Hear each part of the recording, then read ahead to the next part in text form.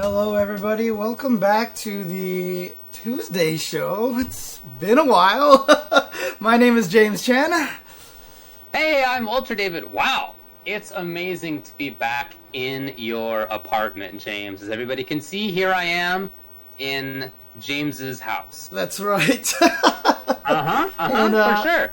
You know It's been a few weeks, right? We took 2 weeks off. Yes. We'll talk about it briefly, but we have been gone for a while. So as a result, there's going to be a lot to talk about tonight. You know what the funniest thing is sitting there watching that that title video that we have over there. Like, my hair is so short in those videos.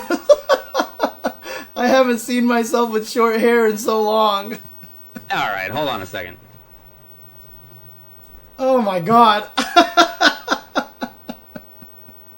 Look at that. Oh, jeez. Oh. Personally, I like it.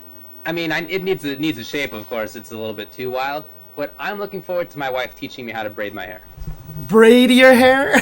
That's the goal. My wife's got to teach me how to braid my hair. Now, she refuses to, but that's my long-term goal. I'm waiting for at least long enough that I can do like the samurai man bun kind of thing, dude. So, okay, yeah, I like it. There you go. So that way I can just say I'm inspired by Toshiro Mifune or something like that. I think that sounds amazing, James. All right, so like we said, it has been a little while.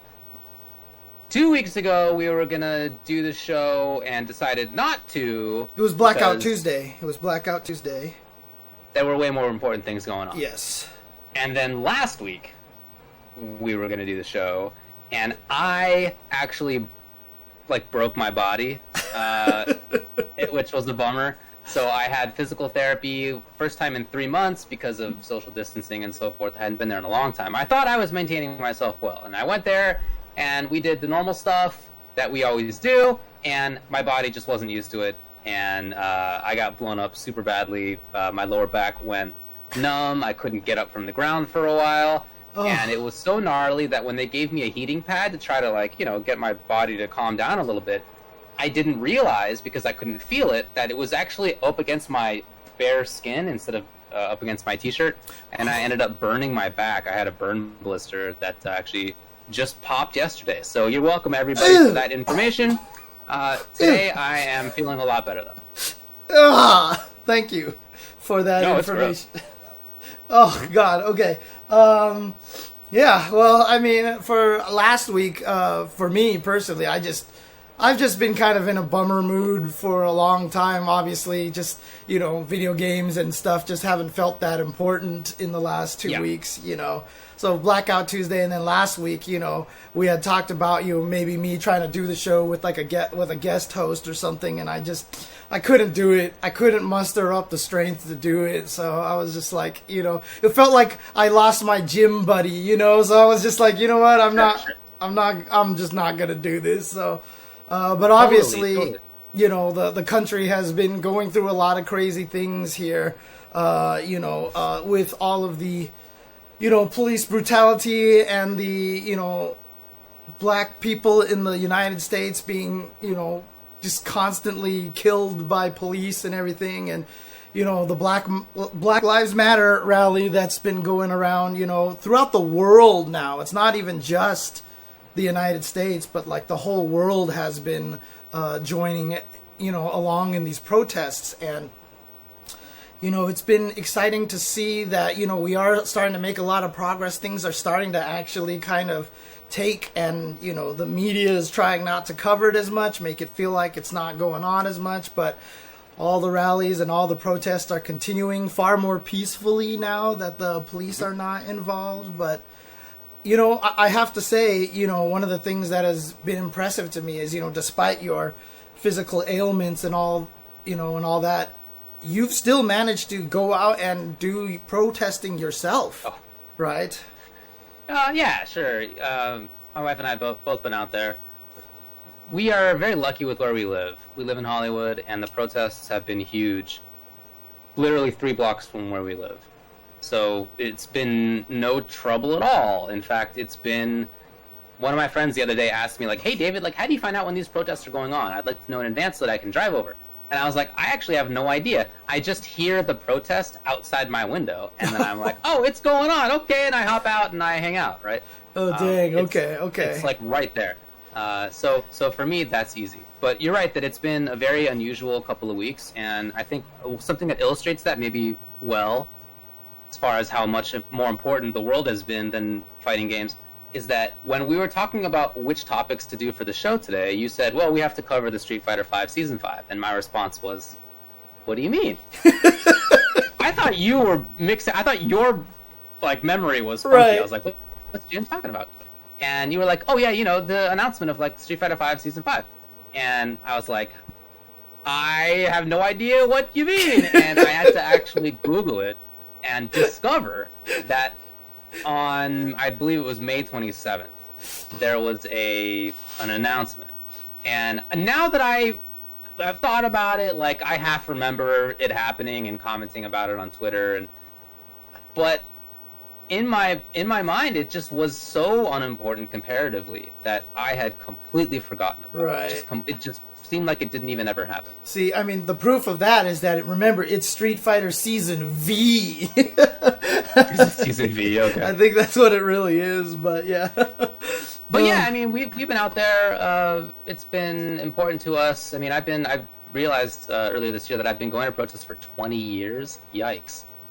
Since I was 17. My first protest was a Rage Against the Machine concert that turned into a riot, thanks to the cops starting to throw stuff at the crowd.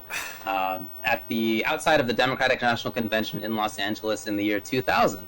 I was a youth delegate to the Democratic National Convention that year, and we were invited to do a lot of cool stuff. I met Al Gore and his campaign manager. It was super cool. But wait, hang on a second. Hang on a second. I just want to ask. That was during the time when Rage Against the Machine wasn't being very political, right? I mean, that was oh yeah. So we snuck away from meeting whatever Democratic Party person. I don't even know. Didn't matter to me because we could go do a Rage concert that was just right outside. So we went. And anyway, it was sick. But for 20 years, and it's been important to me always to not just sort of think about stuff, but to act on stuff. So if there's something that I really feel strongly about, I try not to just feel strongly about it. I want to do things about it. And so yeah, I've been going out there. I mean, I haven't in any way been an organizer in any sense, right? Like I said, I literally hop out there when I hear it. And it's been really great to see the people who have organized it, at least in Los Angeles, my only experience with it, because it's where I live. It's been very peaceful. It's been very diverse, extremely diverse crowds, largely led, I would say, by women is my experience of it so far, and black women in particular is what I've seen, which has been great to see. And yesterday, 2 days ago, there was a Pride/Black Lives Matter march in LA that was even more diverse. So it's been really, really great to see. We did get the looting. So a couple of days, maybe the first or second night of protesting, there was looting just literally across the street from us. I watched it happen. We were watching it, and then some kids, teenagers or early 20s or something, came in down our street. They had just broken into the coffee shop on the corner, and we saw them, and one of the kids and this guy who lives in a building with us, we talked with him, and because there he was chomping on a new bag of potato chips. Oh, Jesus! He just slipped it, and we were like, "Hey, how's it going?" And he was like, "Oh yeah, it's fine. There wasn't anything in there. No big deal." And then, as he's talking, we see another one of the kids figure out that he could just pull off a board on a shoe store that's across the street from where we live. Pulled off the board, broke in, and all of a sudden the kid was like, "Oh, have a good night." Gotta go inside and steal some shoes. Oh, but he literally said, "Have a good night," and then he waltzed over. So we did get that, but that was really just the first couple of nights, and then after that, for the last 2 weeks, it's been peaceful and really great. Yeah, one of the interesting things was, I live very close to the freeway, and I have a roof deck.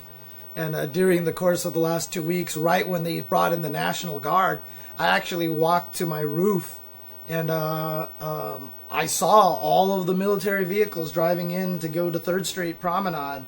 And so I just saw this giant like line of just military vehicles and everything coming down the freeway, and it was pretty crazy. Actually, it was kind of a scary thing to see. Yeah, we saw the same thing right in front of our street. And then on a couple of the marches that I've been on, there have been cops and there have been National Guard, and the National Guard especially has had their gigantic guns because they don't have non-lethal stuff. That's not the point of them. Yeah. But anyway, it's all been okay. At least for me. Your experiences were that the National Guard were far more like friendly and cooperative. Yeah, they were really chilled. Yeah, for sure. As we were marching by them, there was a guy who was giving like elbow fives, and a couple of them were cheering for us, and one of them was like clapping, and others weren't doing that, but like nobody had there was no feeling of negativity or hostility at all among them. Again, at least in our area. And I know that LA has actually had it relatively easy compared to some cities. Some cities are still dealing with very aggressive policing or National Guard work. So, luckily where we are, it hasn't been so bad.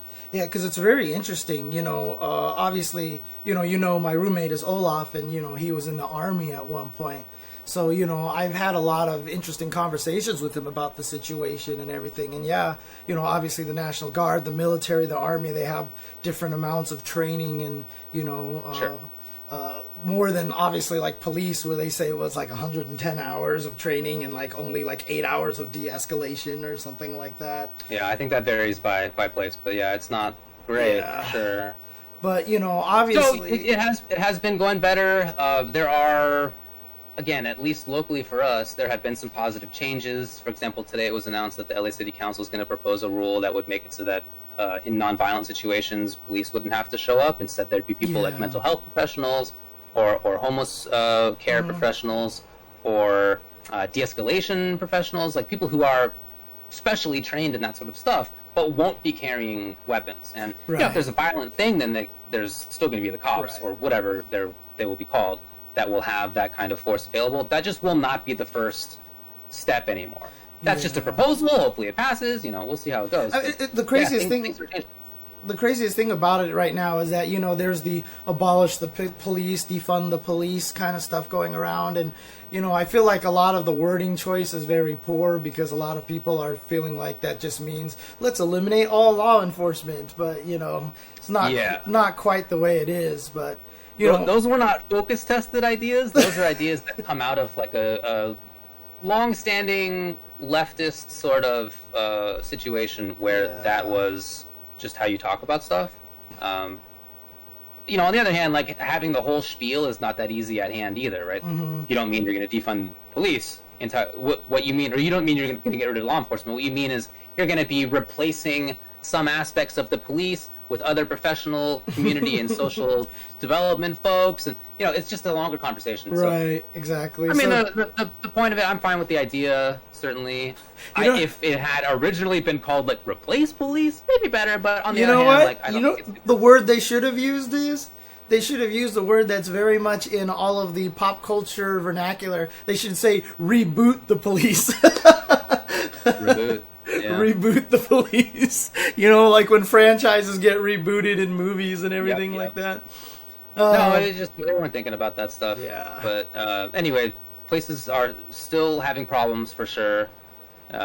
Luckily, we're not in a place that's not. Or we're not in a place that is. Sajam says HD remaster. There you go. HD remaster the police. I like it. Or maybe roll back the police. Roll back the police? Oh, okay. All right. Good shit. Oh, man. I mean, look. Heavy-handed defunding. Yeah. HD. I mean, obviously, it's still a very serious topic. The momentum hasn't gone down, and even though I can be a little more jovial about it and everything, it's still an issue. We just had 4 lynchings recently. There's been reports of several black people that have gone missing in their areas recently. And so this problem is not over by any stretch of the imagination. We're still going through a lot of this. And again, you know, a lot of people, you know, I've already seen some people in the chat saying, like, can we, you know, stop talking about Black Lives Matter kind of thing. But here's the thing about it.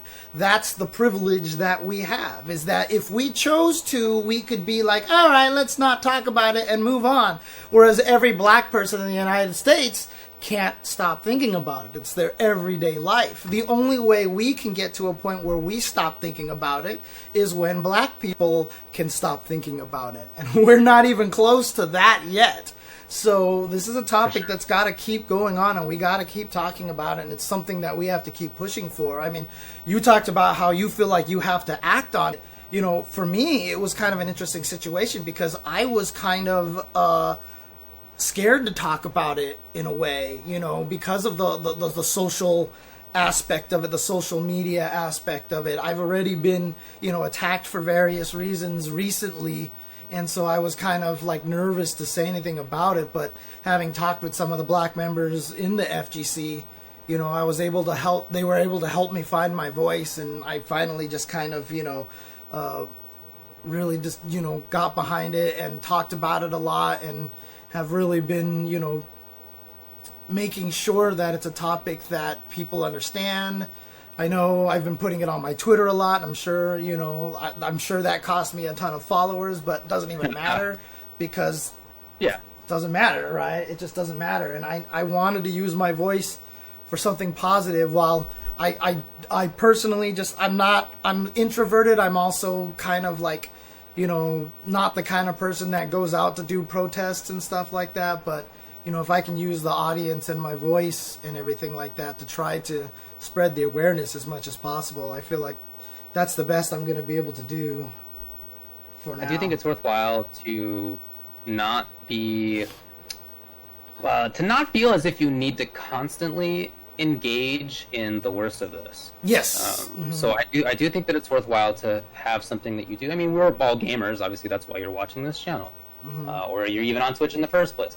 So I think that that's valuable, but I also think that it's extremely important to not let that take over, to not let that feeling of wanting to escape take over, and instead to realize that, you know, you should take off time now and then, but very important is to continue to do the work and try to make the actual change, and not to disengage completely with the world. That is just not, it's not going to work for you, and it's not going to work for any of us. Right. Change is going to happen through discomfort. That's how you grow as a person. Discomfort is how you grow in every way, shape, or form, you know. Yeah. Even if you want to go to the gym and work out, it's, you know, you're going to be in pain the next day and such, but you'll get stronger from it. So, you know, if it's a subject that you don't like talking about or bothers you, ask yourself why it bothers you. Ask yourself why you don't want to hear about it anymore. Is it because deep down inside there's a little bit of guilt? Is it deep down inside because you're actually just a racist? There's a lot of things to think about there. You know, for me, you know, I used to have discomfort talking about this, and, you know, I thought about it and I came to grips with it, and now, you know, I don't feel uncomfortable talking about it. I feel like this is a conversation that needs to happen, especially because, you know, I mean, honestly, the FGC has done so much to educate me in diversity, you know. Same for me. Because we are so diverse in the FGC, and, you know, I talked about this on Twitter. You know, there was a tweet that was going around that was like, here's the prominent members of the black, you know, the black FGC. And I actually really disliked that tweet because it was like pointing out a few people.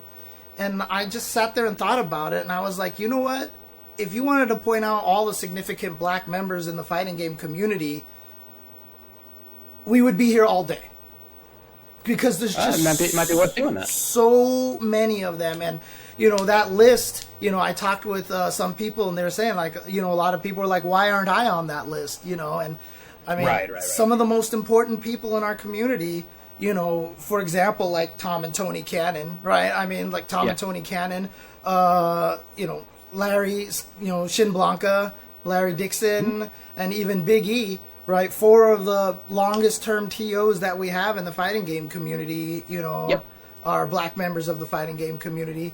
how many of our top players in Europe and in America, are black FGC members, and a lot of our commentators and everything. There's just so many people, even a lot of people behind the scenes, right? Like, Bodied Novel, I think it is, who does the unsung heroes on toptier.gg. Was asking for unsung heroes, and I mentioned Capwan to him because Capwan is like at every event and nobody knows about him, but he's doing amazing work for the FGC all the time and nobody ever talks about him. I don't think he gets the credit that he deserves, and there's just so many people in the FGC, the black FGC, that I feel like trying to highlight them makes it feel like all those other communities that are like, hey, look, we have black people in our community too. Whereas, I swear, the FGC, it's just part of our bloodline. That is the FGC, and it is for sure. But I do think that it's valuable to still do that. Yeah. And even if it would take a long time, I think that'd be valuable to do. Mm-hmm. I think that it's worth highlighting to everybody that black folks in the FGC have been extremely important the entire time, continue to be so, and if you feel like it would take a very long time to highlight everybody, and that you sort of are dissuaded as a result from that, I think I would say it's the opposite. I think that's the fact that there are so many people would make it a good idea to do.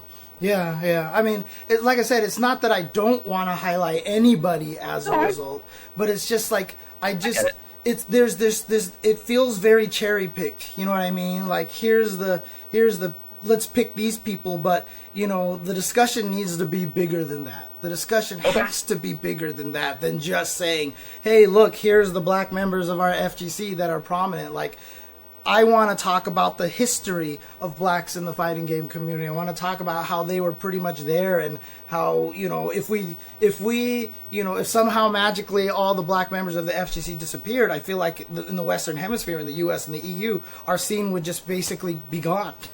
Like, I just feel it would be much, much smaller and much worse off, of course. Yeah, and we would be so completely insignificant, I think. I feel like even right now, if you count in the Western Hemisphere, if you wanted to make a list of the significant, Asian contributors to the fighting game community, that would be quicker than listing the significant black members of the fighting game community, you know? Probably. Yeah, so... Yep, and I went through... Somebody was joking about this on Twitter, and I actually looked it up. And I found, I think it was 6 white people who have been in EVO Grand Finals across all the games, across the last 2 decades. Well, I don't know, there's 80 or 100 Grand Finals, in total. It's, almost nobody. Right. So, comparatively speaking... I mean, so somebody in the chat is obviously asking, so why don't we get someone to talk about the history of black people in the fighting game community? Because it's going to be disparate depending on who you're talking to, right? There's not one expert in that field that we're going to be able to pull in here to talk about it. But, I'm more than happy. There's been a couple of times that, last week I wanted to bring on, when we didn't do the show, obviously, but there are people that I wanted to bring on, to talk about this topic. I figured this week would be something that we just needed to catch up on a lot of news because we've been gone for 2 weeks. But yeah, I'm absolutely down to bring someone on next week. 100%. That is the plan. 100%. That's the plan. Yeah. I've already reached out to a few people about next week, James. Yeah. Okay, let's do it then. Let's bring up a bunch of them. Absolutely. We're going to get a bunch of our friends. Yeah. So anyway, 2 of the most important weeks in United States history. I think I really believe that. Well, 3 at this point. I would say this is the beginning of the 3rd week. Most important in U.S. history for sure. This is one of those short periods of times that people will talk about in 100 years. And you're living through it. Yeah, it's probably not just going to be 2-3 weeks, right? I think many of us expect that this will go on for a long time, but this period of time, right, is one of those, and you're living through it. So it's tough, right? The classic curse is may you live in interesting times, and we are. But at the same time, maybe our generation will finally be the first to see significant change in many of these things that people for hundreds of years have been fighting for. We can hope. This is in my view, this is that stage in a revolution where it's early and people are very optimistic. And categorically in revolutions, there are then things that go backwards or that are co-opted or that it turns in a different direction, and you just can't predict how it's going to go. So I don't know where it's going to end up, but whatever it's going to end up as is going to be extremely important. And it's going to be a tough situation too, because we've already seen, the spikes in the COVID cases thanks to all the premature reopenings, and now with obviously the riots and the protests and everything and the rebellions going on everywhere. Unfortunately, the downside of that whole entire situation is that we're going to see an even greater spike at this point. And again, it just goes back down to the government again, just not caring about all these people dying, and it's just one of those things that hopefully we can all try our best to take care of each other. So, just before we move off of this topic, as High Fight mentions, Polygon published an article that was about black folks in the FGC doing so much important stuff. And in some ways, I thought that it was a nicely done article. In other ways, they left a lot of people out. Yeah. And not just in the sense that where you mentioned that there's just so many individual people, but there were no women involved. There's important trans members of the FGC who are black as well. Mm-hmm. Yeah, it would have been great to have more representation for sure. One thing that's been very encouraging, again, just from our experience here in Los Angeles, is that, like I said, the protests and the Black Lives Matter movement and all the sort of little spin-offs in here in this area at least have been very keen on making sure that they are highlighting the women and LGBTQ members of the community as well.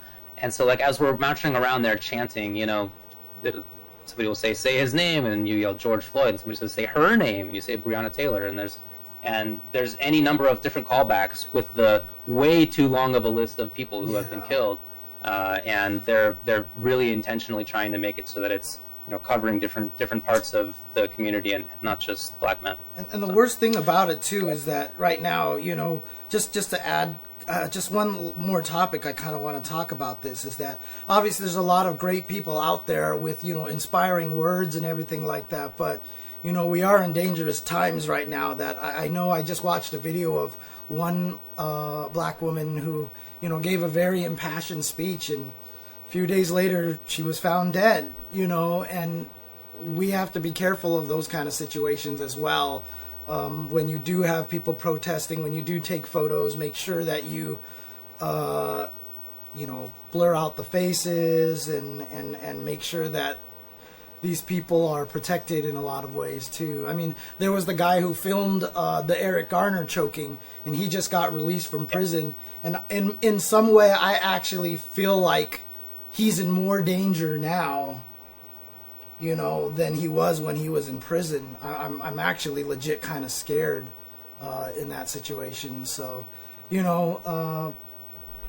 have a little caution in those kind of situations. We're not trying to put targets on anybody, but definitely highlight the heroes and the leaders out there. But be careful not to like I said, put the targets on their back and such. For sure. Okay. All right, man. Anything else to say here for now? Just Black Lives Matter. And again, if it's one of those things that makes you feel uncomfortable, to keep talking about it, to keep thinking about it, that's the point. And really ask yourself what it is about it that makes you feel uncomfortable or that you're tired of hearing it.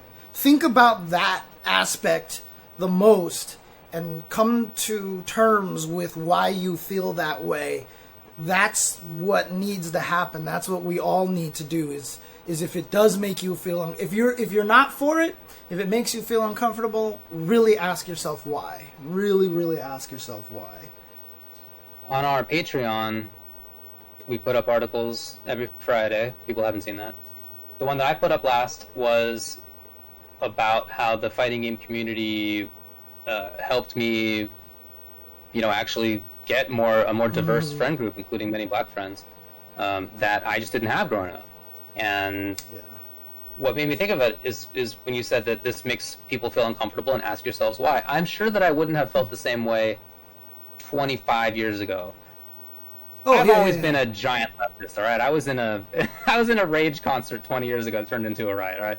But at the same time, I come from an area and a place and a time where it was very white and segregated. And this is in Southern California, right? I didn't grow up in the Deep South, but I definitely grew up in a de facto segregated suburb. And having more friends and talking with them more about it has been extremely important for me in getting a broader view on life and taking my friends' issues seriously. Yeah. I mean, like I said, all of us have been programmed by societal norms to be partially racist, subconsciously racist, For sure, this is a lifelong thing to work against. Yeah, and so we have to do our best to deprogram ourselves. I mean, again, I certainly had black friends, but it was much rarer. In my class in high school of maybe 400 people, I think there were 5 black kids. I mean, seriously, very, very few. Going to school at Berkeley and Georgetown and UCLA made that very different for me. But what was even more important for sure was the fighting game community. Mm-hmm. So. Yeah. Okay. Anyway, shout out to the FGC. You ready to move on to the next one for now? Yeah, let's move on to the topic that you weren't even aware of or you had forgotten about. Definitely forgotten about this next topic. Yeah. It just somehow completely skipped my mind. I don't know what to say. So we're going to talk about Street Fighter V Season V, as you want to point out. Season V. And that was announced at this point a few weeks ago. So we know only a couple things about it. One is that it will have 5 new characters. And another is that it will have 3 new stages. Yep. And I think that's it. Who knows? Maybe they could sneak in some new system or everything like that. I mean, I have but we know at a minimum that will be in there. Right. And I think that's all we know. Someone told me that maybe thinking that they might try to sneak in a second critical art, for every character. Okay, all right. So, what do you think?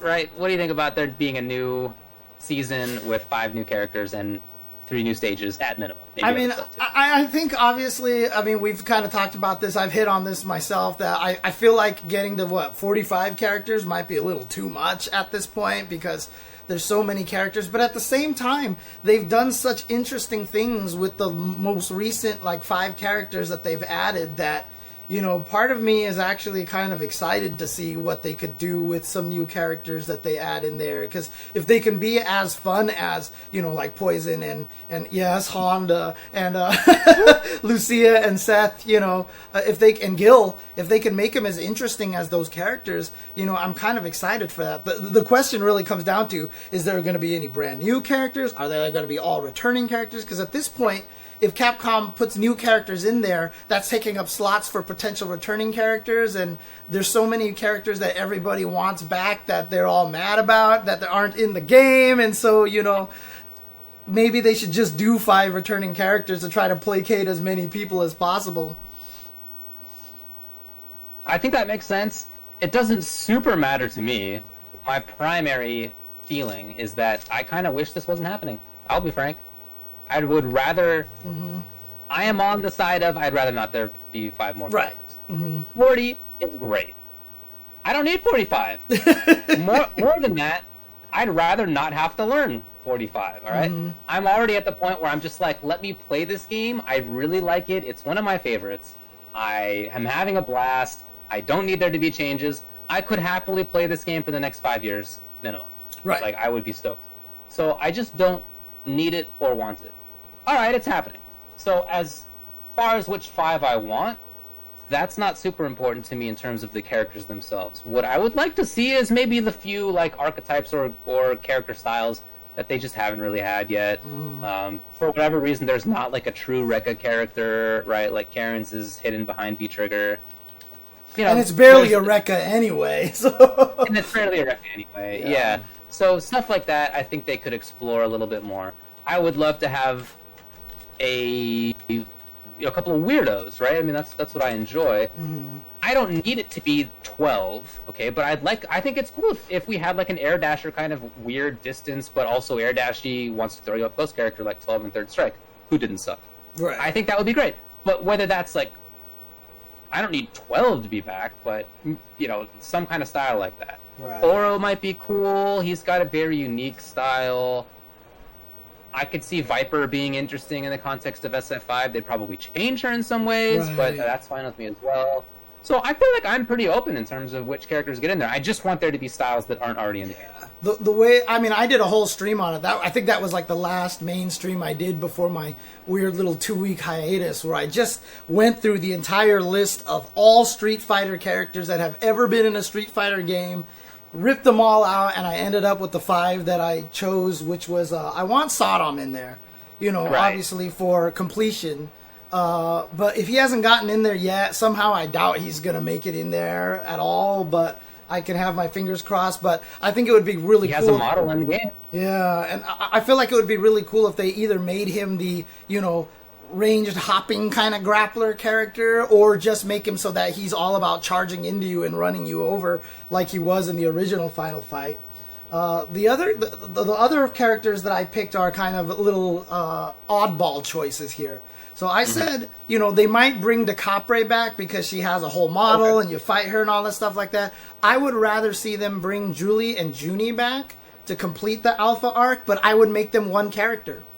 I would make them one character so that, every time you do the special move, it's actually calling in the other person and you switch. So instead of being a stance character, because stance characters, you can stay in one stance and they're kind of like a different character, but I would make it literally that you have to keep switching between them constantly with different sets of normals, and I think that would be super fun.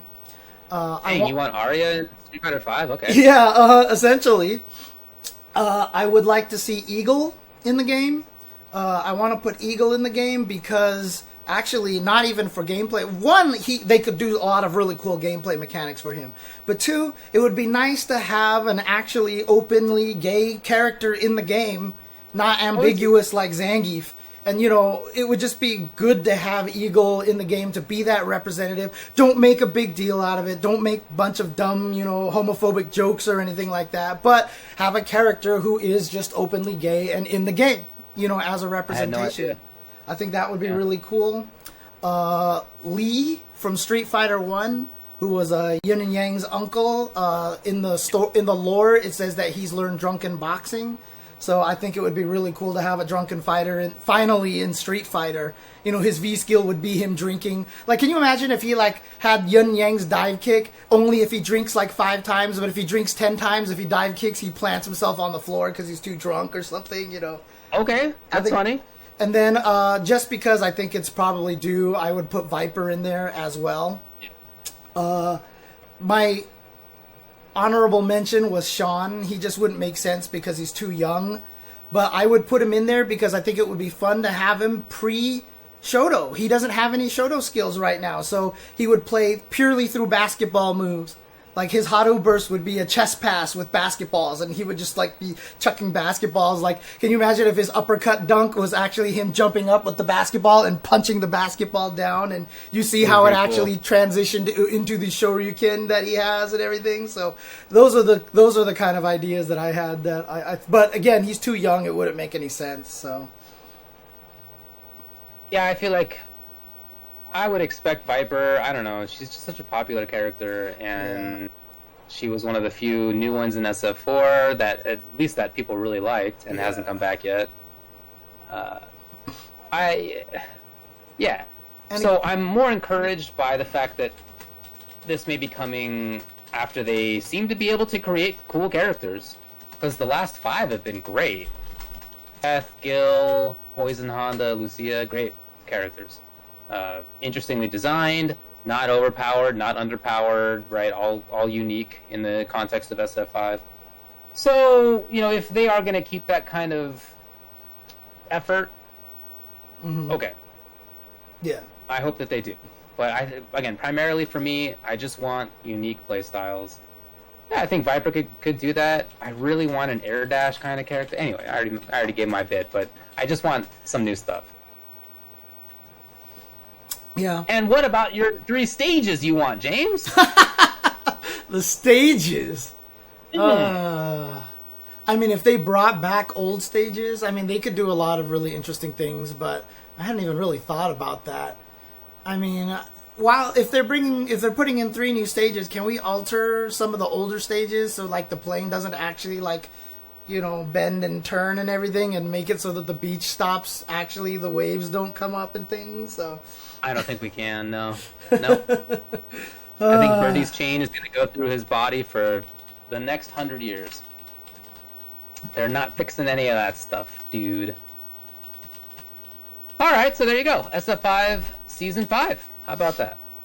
yeah. Oh, yeah. Improve the netcode, please. Yeah. Right, moving on. God, the netcode thing is like so frustrating. Ugh. Alright, moving on to the next little half of this thing here. Sure, yeah. PlayStation 5 as well, so... PlayStation 5. There was a whole stream showing off a bunch of the games that are being worked on, and also showing the PlayStation 5 itself. Do you have a fancy pick available of that, by chance? Of the PlayStation 5? Yeah, maybe that we used as the intro slide for the show. Here we go. I'm just going to go to the break screen over here. Oh, no, you can't see it on there. Okay, I'll go to the title screen. There you go. The PlayStation 5. There you go. The PlayStation 5. There it is. Oh, man. Before we get to the games and whatnot, what do you think about the console itself? The design? Aesthetically. I mean, the one thing that I noticed, someone mentioned to me that they felt like the disc tray was super small, so they were like, are they going to use a proprietary disc? And I was like, I just think the console is a big chunking console, and that's basically what it ended up being. That thing is freaking gigantic. And it's funny, I made a joke that on its side it looks like Tony Stark's house, and then I saw a meme about that, exactly that, and I was like, there you go. But yeah, that thing is gigantic, and that part, actually, I'm not a fan of, but, you know... The size of it. Yeah, it's got to have all the teraflops in there or whatever like that, so... Absolutely. It has to trace a lot of rays, is my understanding of the technology. It's not the... I mean, also another thing that, you know, as a white console, you know, it's going to get... The dust is going to be a lot grosser on that than it is on a black console, and we all know our consoles gather dust, you know, because they just sit there. We don't wipe them a lot, you know, they just sit there. And so I'm not a fan of that necessarily. I saw a mock-up of one that was made black with the blue lights, kind of like the older models, and it looks so pretty. It looks so beautiful, so... You know, maybe, hopefully they'll come out with multiple colors. We'll see. But, Well, I'm actually fine with it, personally, how it looks. Size doesn't really bug me. The looks don't really bug me. The primary reason for that is if I were to change this camera's angle to be a little bit in this direction, you would see that my IPS is just, like, behind the monitor. Like, I never look at it. And that this is in my office where I stream from, and when I'm not streaming, I just take it downstairs. And downstairs, I hide it underneath an end table next to our couch. Like, I never look at it. Right. You don't use consoles anymore, so... No, I mean, I was just playing Mortal Kombat on it. Oh, I see. But you just never look at it, basically, is what you're saying. I just look at it. Yeah. Who needs to look at the console, right? I grab my little pad, wherever it is, and I press the button to turn it on. I don't even press... I'm not interfacing with the physical console almost at all. Right, okay. So it's not super important to me. That said, I understand that for many people that's not the case, right? Many people like to have their gaming consoles be more of a centerpiece. So for those people, that maybe is a bummer. It's just not super important to me personally. Yeah. I mean, I'm just worried about what... Yeah, it's got to trace a lot of rays, and that just... Look, that is just going to take a lot of space, right? Rays take up a certain amount of physical space in reality. Yeah, that's the biggest concern. You just got to have room for all those rays, that's all. Oh, man. But, I mean, again, look, they tried to say this at the beginning of the presentation. They're like, this is going to be one of the biggest jumps in console advancement technology that you'll have ever seen between generations. And I didn't feel that at all. Like, I just don't think that's possible anymore. I think we've gotten to a point right now where we're not going to be able to physically see the big difference. The difference is going to be maybe in what they can do with the AI and, you know, the Ratchet and Clank loading the different dimensions really fast and stuff like that. But honestly, like, does it look that much better than the PS4? I mean, this is first generation PS5 stuff that we're seeing. You know, they have better draw distance and all this stuff like that. But again, it's like, obviously the jump between Nintendo and Super Nintendo was like amazing, you know. And it'll never happen again. Yeah, and as ugly as, you know, PlayStation 1 is nowadays, you know, being able to do the 3D stuff was such a big deal back in that time. And then obviously it looked so ugly that PS1 to PS2 was a huge improvement. But since then, it hasn't really been much. And, you know, the thing that makes me happy, I saw you mention on Twitter as well, is that, you know, at least in this generation, it seems like they're trying harder to do more interesting artistic design than trying to make everything look so dang realistic, you know? Yeah, I think that's one benefit of the graphics not being pushed that much further in terms of, like, if you take a screenshot of it, right? It's not pushed so much further compared to how things have been relatively lately. There's a difference, but it's not as much as horror, like you said. So I think that makes people not feel like they need to do the show off of, wow, guess what? This human looks like a human now. Because they have, more or less, for quite a while at this stage. It's not like wowing anybody that a human character looks like a human. So the way it felt to me, just looking at the games that were there, was that people were more focused on actually having interesting art styles and highlighting that, or doing interesting things. I don't want to undersell the idea of the Ratchet and Clank extremely fast loading. I think that is really cool, and that could allow for different play styles, different game engines, you know, new mechanics people haven't used before. You know, it's still possible to make new styles of games effectively. Like Battle Royale is not that old in terms of at least the giant modern style of it, right? And that's because you just haven't for so long had the capability of doing that kind of thing. But I mean, the thing about it is Battle Royale, I mean, I don't know if you want to make more Battle Royale games because it's already been perfected with Tetris 99. I'm just saying, Tetris 99 is the greatest, absolutely right. But maybe you can make new genres that we just aren't even thinking about yet. Absolutely. I mean, so I do think that there could be big new stuff. I'm happy that many of the games that were shown were more interested in making interesting art or like quirky stuff or like weird stories. Like that's more what I'm into, and I mean, I've seen from stuff in recent years. Yeah, let's put it this way: the last time I can remember seeing a new game and being like, "This is crazy creative," and like I really want to play this, was like 15 years ago with like Katamari Damacy. You know, like I saw that and I was like, "Oh my god, this is wild! Like this is crazy." But you know, honestly, while this doesn't seem like maybe it might be something extremely new in the presentation, I mean. Probably no surprise to anybody. The game that stood out to me a lot was Stray. Stray looks great. You know, cat. I'm gonna use a cat with a backpack and try to find out why the humans died or something like that. You know, like that game looks really cool. But again, you know, it seems like it might be a really nicely done game where, you know, it's about the environment, it's about the mood, the setting, you know, and you're a cat and you just walk around and just try to accomplish little things but discover stuff, you know. I mean, obviously one of the best games of this year so far, or was it? Yeah, it was this year, wasn't it? Or was it last year? Untitled Goose Game, like, was amazing game, you know. And what's that? Wasn't that last year? I can't remember now. I don't know, dude. I had to look up how many weeks it's been since we last did the stream because I feel like time just moves so strangely these days. Yeah, I know, right? The last time that I saw a new game and was convinced that there was no way that graphics could look any better than that was when Nintendo Power showed off screens of Mario 64 and Ocarina of Time.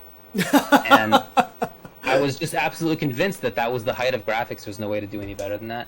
And ever since then, as I was probably 13 or so, you know, I learned a lesson. Like, it's just never going to be. You're never going to look back at a game that's 5 years old and think like, "Wow, that was actually really lifelike." It's just, you know, times move on. Yeah. So I'm not really looking for that kind of stuff. I want instead interesting, funky stuff. I want gameplay. I want unique things. I mean, honestly, I have to.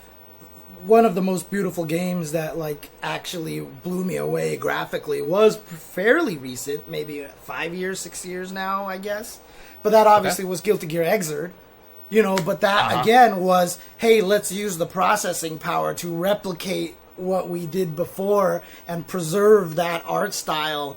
Even to the point where they did cool things like, buildings far in the background, they zoomed in and shrunk just so they parallax scrolled like old 2D fighting games instead of, being way back and not actually scrolling when you move left or right. They did so many cool things with that game graphically. And, it goes along with what you're saying. They're using the power to do cool things, to replicate other kinds of art styles. Cuphead was another one that was beautiful, that I really enjoyed the animation of, the art style of. And, if games can keep doing stuff like that, I think that's really important. Even the fact that one of the games they showed off was a Goodbye Volcano High, which just looked like a cartoon.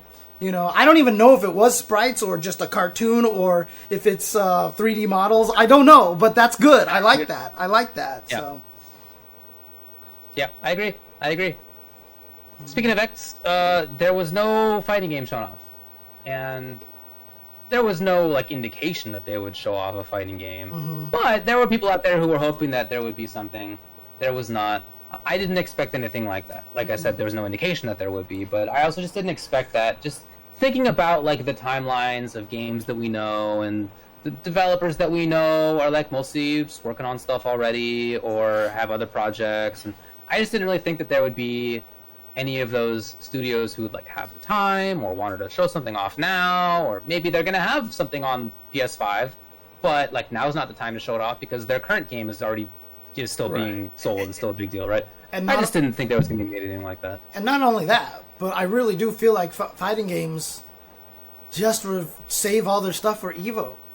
They've probably already contractually, agreed to show something at EVO, which will probably see on EVO Online or something like that, So they've probably chosen because you're going to get the best response, right? I mean, you got to imagine Bandai Namco will show that Geese reveal reaction for the rest of their lives because of, just how literally the whole audience just almost all fell out of their chairs, dude, when that happened. I remember. I was one of them.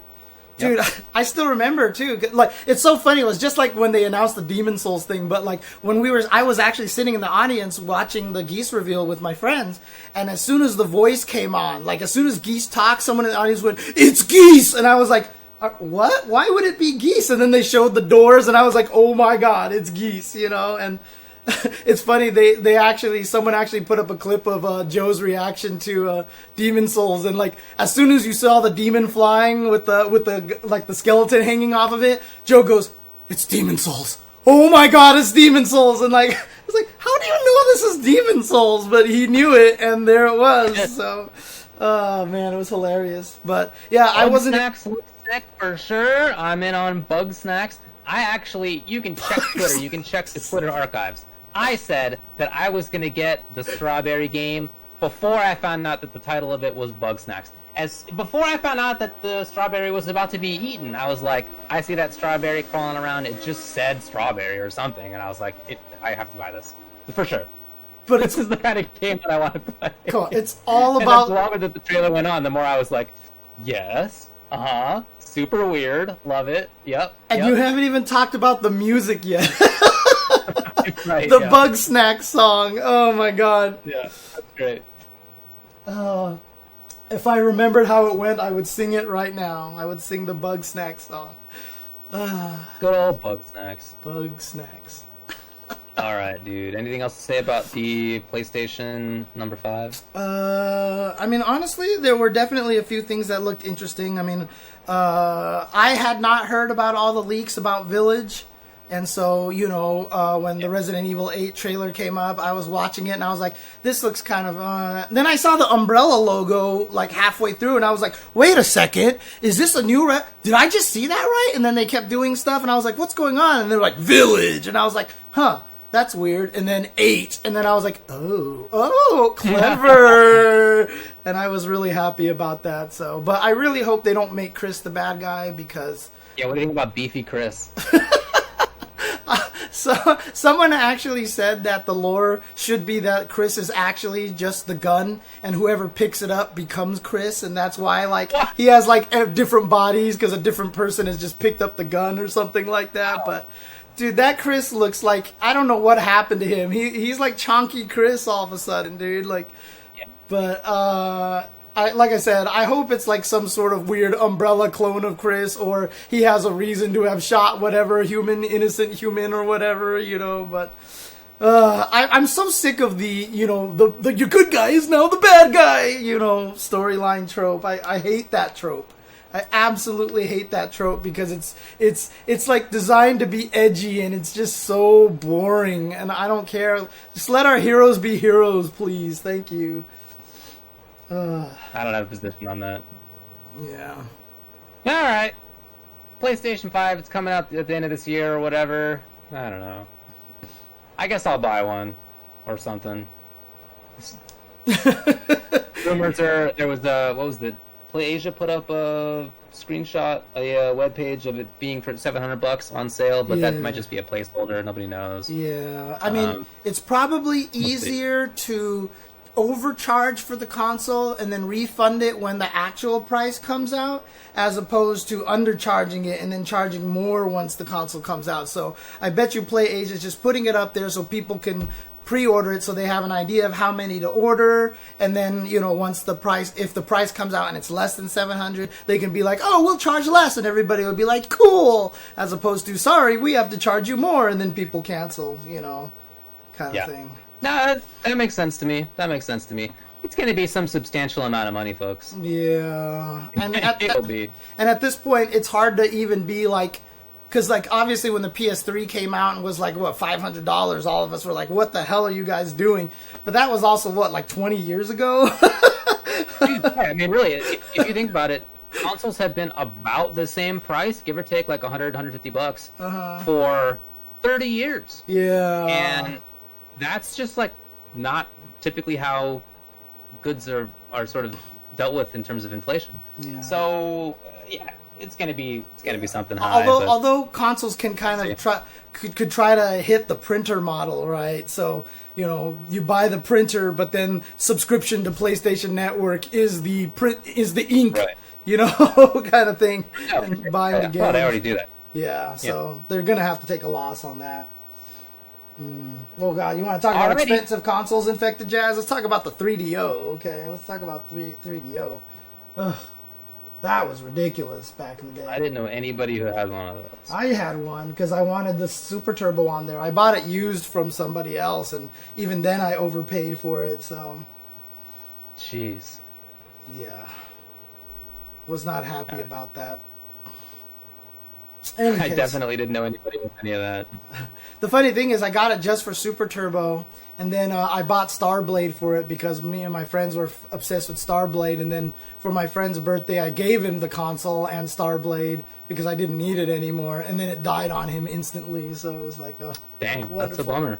Yeah. No, I never played the fighting game Eye of Typhoon on 3DO. I've never heard about it until right now. But I never had a 3DO, and I never knew anybody who had a 3DO. Yeah. I don't know what games were out for 3DO. To me, it's just a console that never existed. Oh, man. Okay. Anyways, PlayStation 5. All right. Yep. The question is, though, well, I guess there's one more thing we should probably talk about, though, is, you know, what console is going to be the fighting game console of the next generation? Because people have noticed that there's only one USB port on it, on the front of the PlayStation 5. No, there are two. There's a USB-A and a USB-C. Right. Which can be a problem in its own way, right? You just have a little converter. I have a converter in this machine right here. Like, it's in here. Like I brought this to your apartment. Just yeah. No, I know, because, you know, we're going to... This moment right here. So within this is the little converter. I mean, it's just... Those are like $5. I don't feel like that's going to be a big deal. I don't know why they did that. Like, I don't know why there's an A and a C. Why not just have two Cs if you're going to... If USB-C is like the new thing, why don't you just do that? I don't know. Whatever. But it's not that big of a deal in my view. Yeah. And obviously there will probably be ports in the back, but that's annoying already on the Xbox One, you know, having to plug one on the side and then the other one in the back, and it's just like, oh, It's just James, I don't know that I've ever plugged in my stick into an Xbox One. Have you ever seen an Xbox One? Actually, I have. Before as Mortal Kombat 11 came out, remember we went to that like bait thing? Oh yeah. Right? They had it on an Xbox, and that was the one time in my entire life that I have seen an Xbox One in person and actually plugged my stick into it. That's literally the one time in my whole life, and I had forgotten that there was only one in front, and somebody had already had their stick in there, and I was like, well, I don't know what to do. Like, there's no other slot for my stick. Does anybody have a pad? Like, I still remember that event because I have my milk cup from there. So, my milk cup. Because, it's like, you see the logo there? How it's like MILK, right? So this is what I use to drink my milk in. So it's not MK11, it's MILK. Oh, man. Yeah, I still have that too. It's a nice cup, dude. When they had these at the bar and you bought drinks from there, and then I drank my drink and I was like, why is this cup so nice? And I literally put it in my pocket and I just took it home with me. So. Well, you were meant to take it home with you. You weren't, to be clear, like anybody. Yeah. I mean, I wasn't stealing it or anything. Yeah, for sure. It's meant to look like a solo cup, but yeah, it's actually like ceramic or something. It's nice. Yeah. All right, dude. You want to take a break and we'll come back and we'll talk about tournaments? Yep, let's do that. Be right back, guys.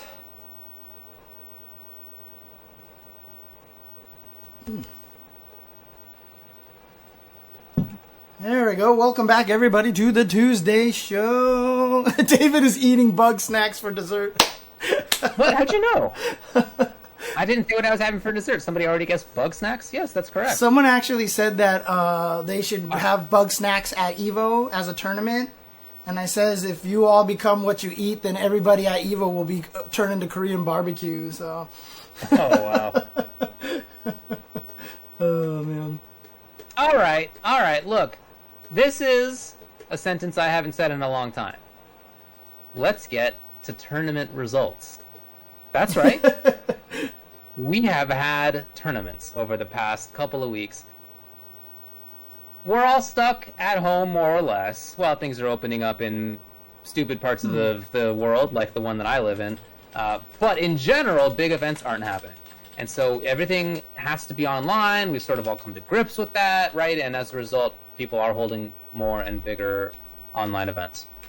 So, let's get to one that happened over this past weekend. The Capcom Pro Tour Online 2020, Europe East and Middle East 1. Finally happened. Capcom Pro Tour has begun. It was actually scheduled to start the previous week, but the world, at least in the United States, was not interested in that. Yeah. So instead, they postponed that and had this one be the opener instead. No, I thought you were. I really like how they did it because they had a full show, a whole intro show with Logan and F Word that I thought was great. I really liked watching that. They talked about the players that they might see on day one. They talked about stuff that has happened over the last couple of years. They on the second day talked about the matches that happened, and then they talked about the top 8 that we were about to watch, right? So nice. It was the kind of classic opening show that I would love to see more of, and we've only had occasionally. So I was really happy to see that. Cool. I didn't actually get a chance to watch much of it. How much of it did you actually get to see? Like, I didn't see the pre-show and all that stuff. A lot of it was taking place while I was still asleep, obviously. But what did you think of it? Like, how did it go? The pre-show went great, I thought. I mean, also the matches and everything. Oh, right, okay. So, it was good. Shout-outs to Tyrant and Jammers for the commentary. Yeah, the matches were good. However, here's the thing. This was CPT Online, Europe East and Middle East. And Europe East was defined to include Norway, which is it is the most Northern European country, I guess, at the top of it. So the distance between, like, I don't actually know where Phenom lives, but if he's in Oslo or something, and where people who he played against in the UAE, that's like 4,500 miles. which is, farther than, for example, Los Angeles to New York. It's like Los Angeles. I don't even know I'm not sure if it's Los Angeles to Halifax even. Like, that's super far. So some of those matches were not great, to be perfectly frank.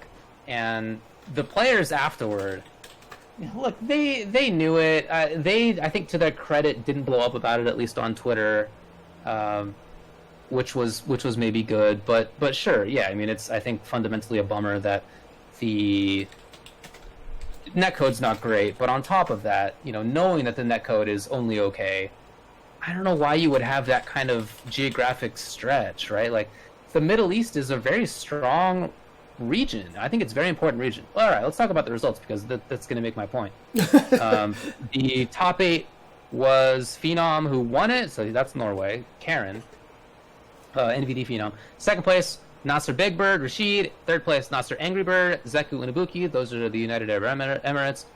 VS White Ash X got fourth with Colleen. I believe he's Oman. Shady, Urian Balrog. I actually don't remember, somewhere in Europe. Then Lohai, Urian also fifth. I believe he was Finland. Then, I guess maybe it was Lord Ahmed from Oman. Omani, Lord Ahmed, M. Bison.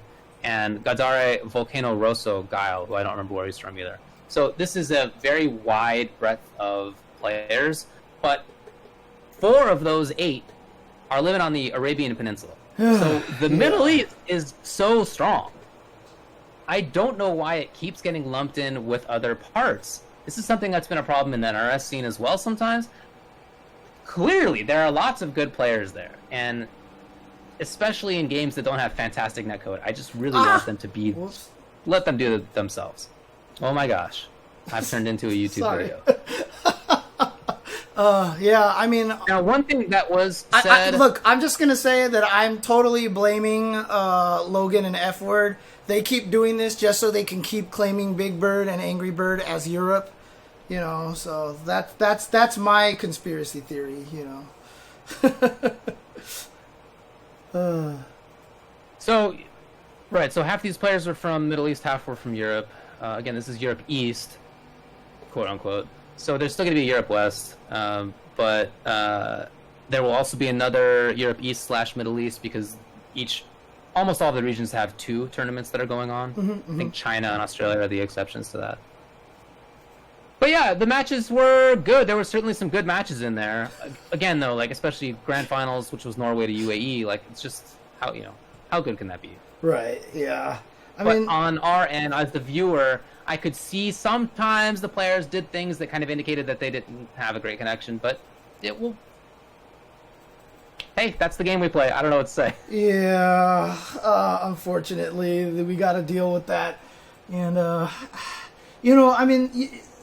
Look, it's the netcode is nice how it is. It's not like, a user or a fan, like, put out something that worked better and actually made the matches, like, really, really good that they could have just based it off of or anything like that. Yeah? But, I mean, that would have been nice if that actually happened and Capcom could have just, copied that. But, One could only hope, it's just... This is unfortunately the real world and miracles don't happen here. Exactly. But yeah, Phenom, apparently, I guess he tweeted out that, they had 1 bar for the majority. He had 1 bar for the majority of top 8. So the fact that he was able to take that is pretty impressive. It is, right? It's true. But yeah. Alrighty. Well, that was the CPT. So CPT is on again, and that's great. I don't want to be a big downer about this. It was really good to watch. I was happy to see my friends commentating. I thought they did a great job. I was happy to see players playing who I missed watching. That was super cool. And it was also great to see some of these people who I either have not heard of before or have only seen a few times. So the top 3, Phenom, Big Bird, Angry Bird, we're kind of accustomed to. White Ash I've seen, not as frequently. That was cool. But some of these other players I just hadn't. I've seen Volcano Rosso. Most of these Shady, Lohai, Lord Ahmed, I don't think I had seen before. So I thought that was really, really cool. Yeah, somebody mentioned, I believe that Shady and Lohai were both Finland, if I recall correctly. Yeah, and also the other thing too is that you had mentioned being able to see some of these, players that you hadn't heard of before. I felt similar, just being able to commentate some of the Saltmine League as well. There's definitely a lot of good players in there. I got to do that. That's an event that they run weekly in Germany, and I got to commentate the top 8 for that. So that was actually really cool as well. Do you want to get to that now? Because I have that as one of the results. Oh, do you? Oh, yeah. Go for it. I didn't know you. Finale. I didn't know you had that as one of the results. Okay. Indeed. So, this is Street Fighter V as well. Winner was Hurricane with Cammy. Second place was Mouse Problem X with Bison and Abigail. Third was FH Asa with Urian, and etc. Okay. Well, I guess whatever. Mopu Lapo, Balrog, Bolt Strike Vega, and the 4 fills with Falk and Colleen 5th, Akainu, and I'm Still the Daddy with 7th. Right. Remember, this is a weekly, league kind of thing, so they build up points. So to see the kind of character variety that they had in the top 8 was really cool. It was really awesome to see. Really happy about that. Again, just kind of emphasizing the nice kind of balanced state that Street Fighter V is. Obviously, there's some characters that are not as strong as others, but I still don't believe there's any low-tier characters in the game. Nobody sucks. I think that's true. Yeah. Let's talk about the Blink All-Star Challenge. A couple of these have happened so far, including this past weekend. But before that, a couple weeks ago, there was one in which East Coast players played. Mm-hmm. And this is also Street Fighter V, was won by IDOM with Laura and Poison. Crescent Rob TV, second with Karen Guile Chun-Li, and third was Equinox Brian F. with Balrog. Yeah. Fourth was the best Urian in the United States, Sack Rushdown V2 with Urian.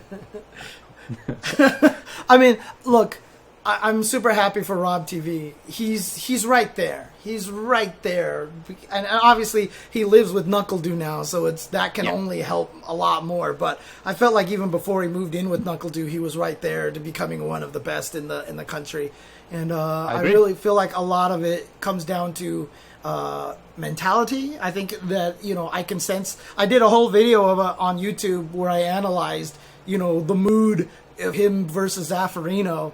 And it was funny because there was everything that I said about how I felt like I bet you Rob TV is feeling this way was you could see it exactly as I stated it. I think he gets nervous a lot still in a lot of ways, and there's a lot of times he has to kind of feel confident in himself, and that's how he's if he can get to that point where he can win some of those weird matches where you're not quite on your game like a lot of the top players can. Still clutch those out. Rob is right there, and I feel like he's definitely one of the players to highlight, to talk about as potentially becoming one of the best players in the country. Sounds right to me. Mm-hmm. There was also a Blink All-Star Challenge West Coast, which was just this past weekend.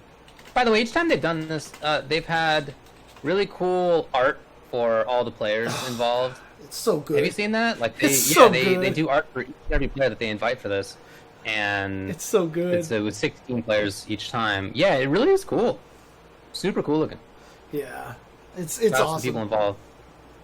That's Dominican folks, Blink Esports. Mm-hmm, mm-hmm. Winner of the West Coast one was PG Punk, Karen and Colleen. Second place was Samurai with Akuma, and third place was RB Snake Eyes with Kage. Fourth was Alex Myers, Chun-Li, and Cammy. Yeah. So I mean, obviously one of the controversies people were talking about were these invitationals, and you should be inviting not these players and blah blah. There was this kind of popularity versus currently who's the strongest, with players like Snake Eyes and PR Balrog, who haven't done as much in tournaments. Christitarian hasn't been in much tournaments recently, but obviously all of them are strong players, all of them very popular players. I mean, what is your take on that? Do you feel like there's any? Do you feel like it was wrong for them to pick those kind of players, or do you think it's just, it's their choice? I don't have the quibbles. Yeah, okay. Yeah, I'm not worried about that. My only position on invitationals is that I don't want it to be the only thing we do. Yes. I want to make sure there's open tournaments. But as long as we do have invitationals, as long as it's not the same 10 players every time, whatever the number is, then I'm happy. And this was not the same players. So I think it's cool. Yeah. It really seems like Punk, to no surprise, Punk seems like the best. at least on the West Coast, and Samurai from the stuff that I've watched on like Wednesday Night Fights and so forth. Like he's been really doing well. So. Yeah, and I again, didn't think that was a big surprise. And again, people are saying stuff like that, and Snake Eyes got third, so clearly he's still got a lot of that moxie there, with that Kage. So good stuff with them. Duck Helmet now knows that nerves and tourney are real. Yeah, we'll talk. Oh, yeah, we'll talk about those results too. We'll talk about those. Okay, sure. Before we do, let's talk about the Topanga League X Tekken 7, which was Topanga League for Tekken, obviously, and that was won by Liquid Gen with Shaheen 5-0 in the finals group. Second place was Ao with Fakumram and Alisa at 4-1, and then Chikarin, Rangchu, and Take tied at 2-3, although game differential was different and so forth. And then Gyotaro got 6th to round it out. Okay. Hang on a second. And let's talk about one other super important tournament. I mean, honestly... That was... Go ahead. Granblue Fantasy versus Team ArcSys versus Team Capcom. This is a couple of weeks ago at this point, but come on.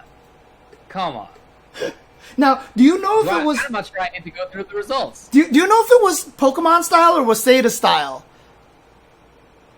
I think they could just pick each time, is what it seemed like. Oh, really? Okay. I'm not sure how it went exactly. If anybody in the chat knows. I mean, I watched, and it just seemed like whoever wanted to go next went next. It's okay. Like the feeling that it was. Gotcha. Because it was a little bit different. It was... Each player had 2 lives, right? So you could spend both of your lives at once, it seemed, by going back to back if you lost the first one. Or you could go and spend one of your lives and lose, and then like somebody else would come up next, and you could like save yourself for later. So whatever. Anyway, it was a big ol' stomping. It was a big blow up, and Team ArcSys won it 1,000,000,000. I think is the official result. I mean, it's like there's no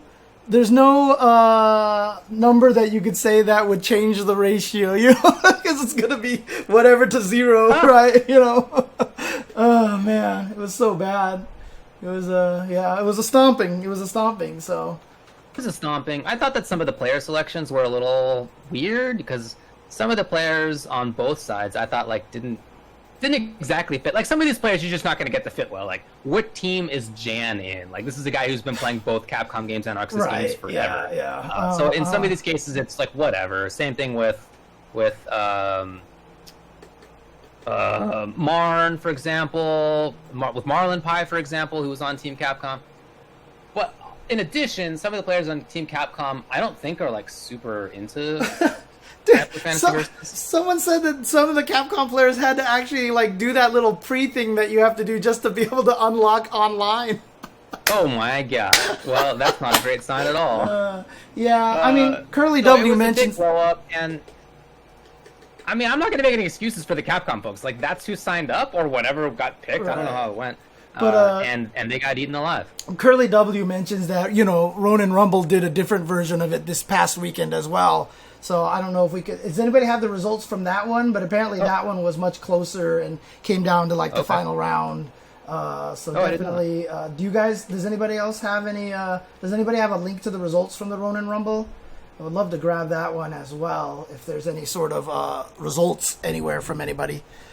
Running Fleet says the Capcom team was made on a rush. Bummer. Okay. Hang on a second.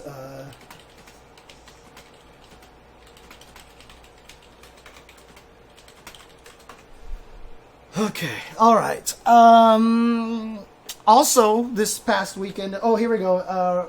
St. Cola. Shout out to St. Cola. He was my commentary partner for the Saltmine stuff. That was awesome. Okay. But it looks like Team Air Dashers wins the tournament with Squirrel, Omniscythe, PMESG, Kuni Alert, and Lord Knight. So they're the ones who ended up taking it. Okay, there you go. So that's just the people who won, so... Nice work. Okay. Sync is worse now, huh? I don't know why the audio is so messed up here for people. I'm trying to, like, fix my machine here, but I don't know what's going on. It might just be XSplit. I probably can't fix it unless I restart XSplit, which at this point is probably just, not worry about it in any case. So, but there was also another tournament this weekend, this past weekend, which was the second of the Sure You Can Scrimmage tournament that took place. James, what's that? The Sure You Can Scrimmage is the beginner Street Fighter V tournament that we've been putting on here on Ultra Chen TV. Only people in US and Canada right now, only open to them, but it's basically players who are ranked gold and under in Street Fighter V can join in, play, get some tournament experience. And it sounds like everybody's been having a really good time with it. Like I said, it's the second one. And this week was won by Kino Theater, who said this was the first top 8 he ever made, and then this was the first tournament he's ever won. He didn't think he was going to do well, but then he talked to his friends who have been training him, and they were all super proud of him and everything. It's just really, really cool. And Dro here, 2 events in a row now, getting second place. So he's working on getting that second place finish. And on that first place finish. One of the cool things about it is, what we've decided to do was that, have the winner of the tournament play one of us, and then we give them advice afterwards. And, I did that for Kino Theater, and then I just went into training mode and just showed him all the Mika things that he should be doing and stuff. And he was like, this is an awesome grand prize. Nice. Yeah, there you go. So if you can take this tournament, we'll play against you. I showed how I approached the matchup, and, I was able to beat him, by just trying to stay out of that Mika distance, and I kind of talked about it, and it was really cool. So That's it was great, a lot of fun. So there you go. Yeah, it was really cool to do. I had to skip out by the end of it, but I was there for most of it, and it was definitely fun to commentate and talk to people about. Yeah, a lot of people have said they went back and watched their matches on the archive, and they really liked a lot of the advice that we were giving. So I got a lot of good feedback on that. So, but shout outs to Kino Theater, who took first, Dro, who got second, and Pepe MM, who got third place with a really strong Sagat. Interceptor, second week in a row, a second event in a row of getting top 4 with Claw. So good job. And then Gypsy Danger was using the Urian. Stillsworth was using Lucia in 5th place there. So good job to all those players. And keep an eye on my Twitter. I think I should be able to run another one this weekend. I'm not 100% sure yet, but I'll let you guys know at least by Thursday whether I can do it or not. So, sounds great. Okay. All right, dude. I think that's it for tournaments. Okay. Let's move on to the next part in that case, which I believe is the 5-5 matchup. Yes. Yes. Okay. So you want to start out with the top one then, presumably, on our little run of show here. And that is people saying dumb stuff on a commentary stream and then on Twitter. All right, let's get into this one.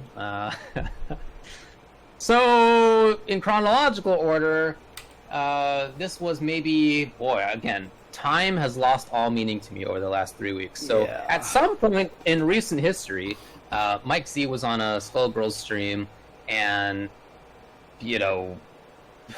said a very stupid thing that I don't feel like I need to repeat. I'm sure everybody has heard about it, and if you have not, it was very bad. And he was, I think you could tell by the way he phrased it, intending it as a joke.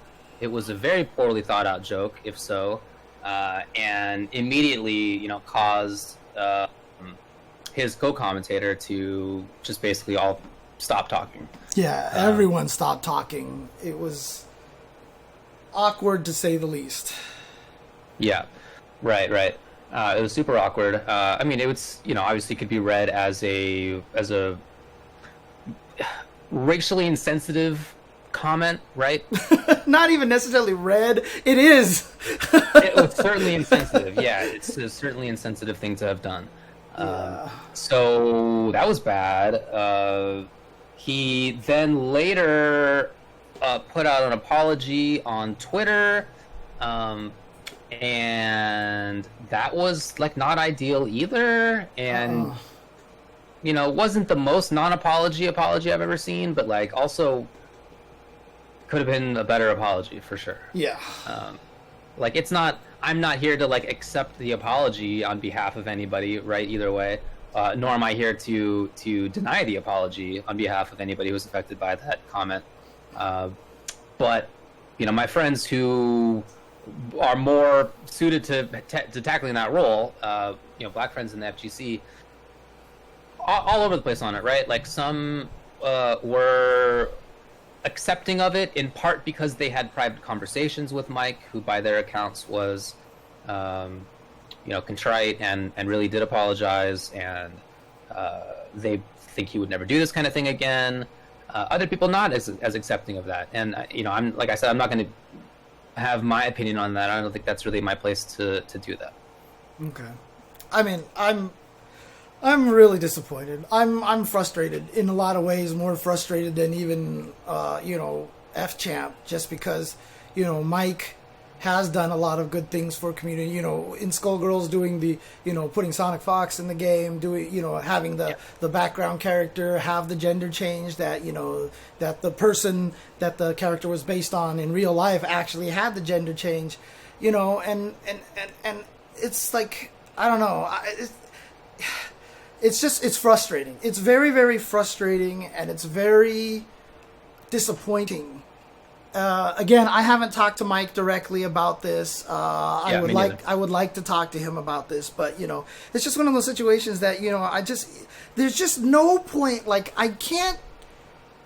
Like, there's no point in which you think that should have been a good idea. You know what I mean? And I get it. He said that he was trying to bring awareness and make sure that people, you know, like he could kind of be topical and try to support it a little bit. But there's like no way that you could say that and have it come out that way. And I just feel like, you know, obviously, you know, I feel like, you know, Mike, he's done a lot of great things with, you know, coding and all, and the Netcode and all this stuff like that. I feel like he's a smart guy. And so I just feel like that there's no way that would come out like that. And so, you know, when it happened, like, seriously, I was very angry. I was very frustrated. And it's just one of those situations where I expected better. You know, I'm not going to sit here and say that I think that Mike is secretly racist. I'm not going to sit here and say that he's secretly not racist. But just, you know, at the same time, it's just one of those situations that I'm so incredibly disappointed and frustrated in the situation that, you know, that had happened, and that, you know, and now what's going on is like all these people are like, oh, now we should ban Skullgirls from Evo, you know, these kind of things like that. And it's I don't think that that's a worthwhile conversation. You know, I would, to me, that doesn't seem like it's something that's connected. There are so many people who play that game, people of color who play that game, and I just feel like attacking the community is like, it's not like a direct thing in my mind. I don't think that makes sense. Certainly it was a mistake by Mike, or a bad idea, whether, you know, however you want to phrase that. And yeah, I was definitely disappointed, for sure. We just had Mike on our show like a couple I know, right? You know, he's a guy that we've both known for a couple of decades, and I don't know him to have made this kind of a comment before. I mean, I don't hang out with Mike all the time, but like, I don't know him to do those things. So yeah, it was very surprising for sure. Bad news. Yeah, I mean, I don't know. I don't think any of us is gonna like defend it particularly, right? Yeah, and like I said, it's just one of those situations that it's just, you know, you can tell Mike hesitated before saying it. There was like this weird kind of chunk beforehand. Yeah. You know, the thing that prompted the comment had already passed, and he kind of brought it back to that topic. So you already know he was probably mulling in his head whether or not he should say it, and that's the part that blows my mind the most. Right. You know, we've had other commentators in the past who have just said insensitive things, but that's because they just have this inability to control what they say. Things just come out of their mouth right away. Clearly Mike was thinking about it, and even after he said it and everyone went silent, you can kind of tell he was like, dang it, I messed up, like, really badly. You can kind of get that sense from him, and it's just, I would have expected better, you know, and I don't want, it's just one of those situations that it was, especially, I mean, like, there's no, and then, you know, in the apology he said he mentioned a too soon kind of thing, and again, there is no too soon on this thing, and that was a little frustrating to me as well. You know, that was mentioned as part of the apology. And so, you know, it's hard. I understand. I've said a lot of stupid things in the past as well, you know, and one of the key things to do is really just kind of, you know, own up to it and just know that you messed up. That's true. And be very straightforward about that. There's no such thing as too soon. There is I messed up, and I need to do better. And, you know, that's the kind of thing that, you know, I would hope to see in these situations. But it's hard because, you know, you're being attacked by a lot of people. It's hard to come out and do that when it feels like you're being kind of piled on. But that is the mark of growth and maturity kind of thing. You know, like I said earlier, you've got to accept the discomfort. You've got to understand the uncomfort and really take a look at yourself. And that's the hard thing, too, because that's what makes a good fighting game player, too, is being able to look deep within yourself. And so, you know, I guess maybe part of me just expects fighting games players to be better about that kind of thing, but it's hard. Yeah. I think we both know enough fighting game players who are geniuses in game and mega dinguses outside to know that they're not really related. Exactly. And yeah, I mean, someone is sitting here trying to tell me that, you know, they're trying to call me out for deleting a certain tweet of mine. I had written a tweet afterwards where I actually quoted exactly what I deleted. I deleted it for the pure fact that people started retweeting it as a meme, kind of like the suck my nuts assholes tweet. And I just felt like that was the wrong thing to do. I've never denied that I wrote that tweet. I will still talk about it. I will say, I said Psy white people in there. You know, I'm not hiding behind it. I know why I said it, and I was wrong about it. I only deleted it because people started retweeting it like it was a funny joke, and I just didn't think it was the right thing to do in this time. So outside of that, like, I've basically very rarely deleted old tweets like that. So there you go. All right.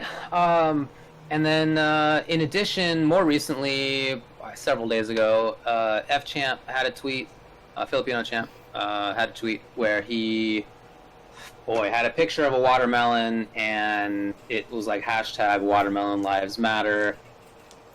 I don't even know what to say about that. It's the stupidest thing that I've seen anybody do in a long time. It's so stupid. It's not. First of all, I assume it's supposed to be a racist joke, and if so, I actually don't get it. I don't know what that means. Secondarily, what? But why? Like, it definitely took him longer to do that than it took Mike to do the little, like, breathe in and decide whether to say his line. Right. He took the picture, he tweeted, like, it was a process, and he went through it. It's a really bad idea, and I don't know. Obviously, I know you're not going to like it either. But do you have anything to say about it? I mean, the thing about it is, like I said, I'm almost more disappointed in Mike. You know, even though I think what Champ said was, you know, definitely a lot more, you know, premeditated. I guess I don't want to say premeditated because it sounds evil that way, but you know, like obviously there's a lot more time for you to not tweet something or you know make some comment that doesn't. But that's the thing is that you know, Champ has always been kind of, you know, that kind of person, you know, very aggressive, very kind of, you know, likes to cause conflict and stuff like that. I don't like it. I think it's stupid, and he clearly should not have done that. And, also disappointing, he mentioned it in his apology. He made the "I have black friends" kind of comment. But that's the thing, is he really does have very close black friends. And I'm surprised neither of them called him out on it and told him to get rid of that thing as soon as it was up. Because it was up for like 11 hours and he never deleted it, kind of thing, And, I mean, I don't want to go in on them. I don't know what they did. Yeah, and yeah, exactly. That's true. We don't know what they said. We don't know if they did say anything or not. But it's like, I don't know. Like, it's just, did he want to try to put himself back in the conversation again, or is he trying to do one of those kind of weird things where it's trying to be kind of relevant or whatever? I don't know. It's like and again, it's especially right after the Mike Z thing, he goes and does this, and and the worst thing about it is like it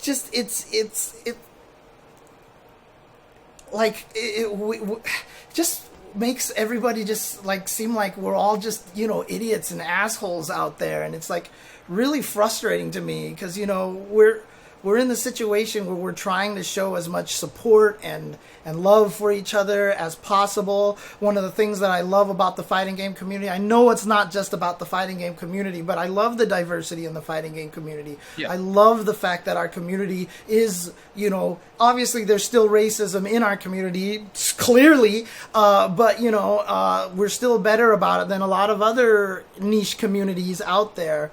But, again, you see this kind of thing and it gets public rounds and it just makes it seem like, the fighting game community is just a bunch of degenerates. And it's just like I said, I know it's not about us. I know I shouldn't make it about the fighting game community like this, but it's frustrating, because everybody who's actually gone to an event, who's had like these little communities that get built up, most people see that the community is a really wonderful place, that people are awesome. And like both of us have said, it's really opened our eyes to cultural diversity and such. We've learned a lot of things ourselves, and it just makes it seem like our community is one of the worst in terms of racial diversity, and it's frustrating. Yeah, well, it's definitely not. So very bad idea on his part. He got banned, right, by some tournaments. I just read before we got on the air, really, that he officially got banned by Capcom fighters from, I'll read it. Ryan F. Champ Ramirez is hereby banned indefinitely from all Capcom-owned and or operated events, including Capcom Pro Tour and Street Fighter League, for violating the player code of conduct. This is a global ban, meaning it applies to tournaments and events in all locations throughout the world. So he got banned. This is an important thing to talk about. He got banned. Mike has not been banned. Mm-hmm. My position on this is that what I'm interested in is a body of work. Certainly there are things that I can imagine somebody saying and doing that I think should, by themselves, a single act, count as a ban.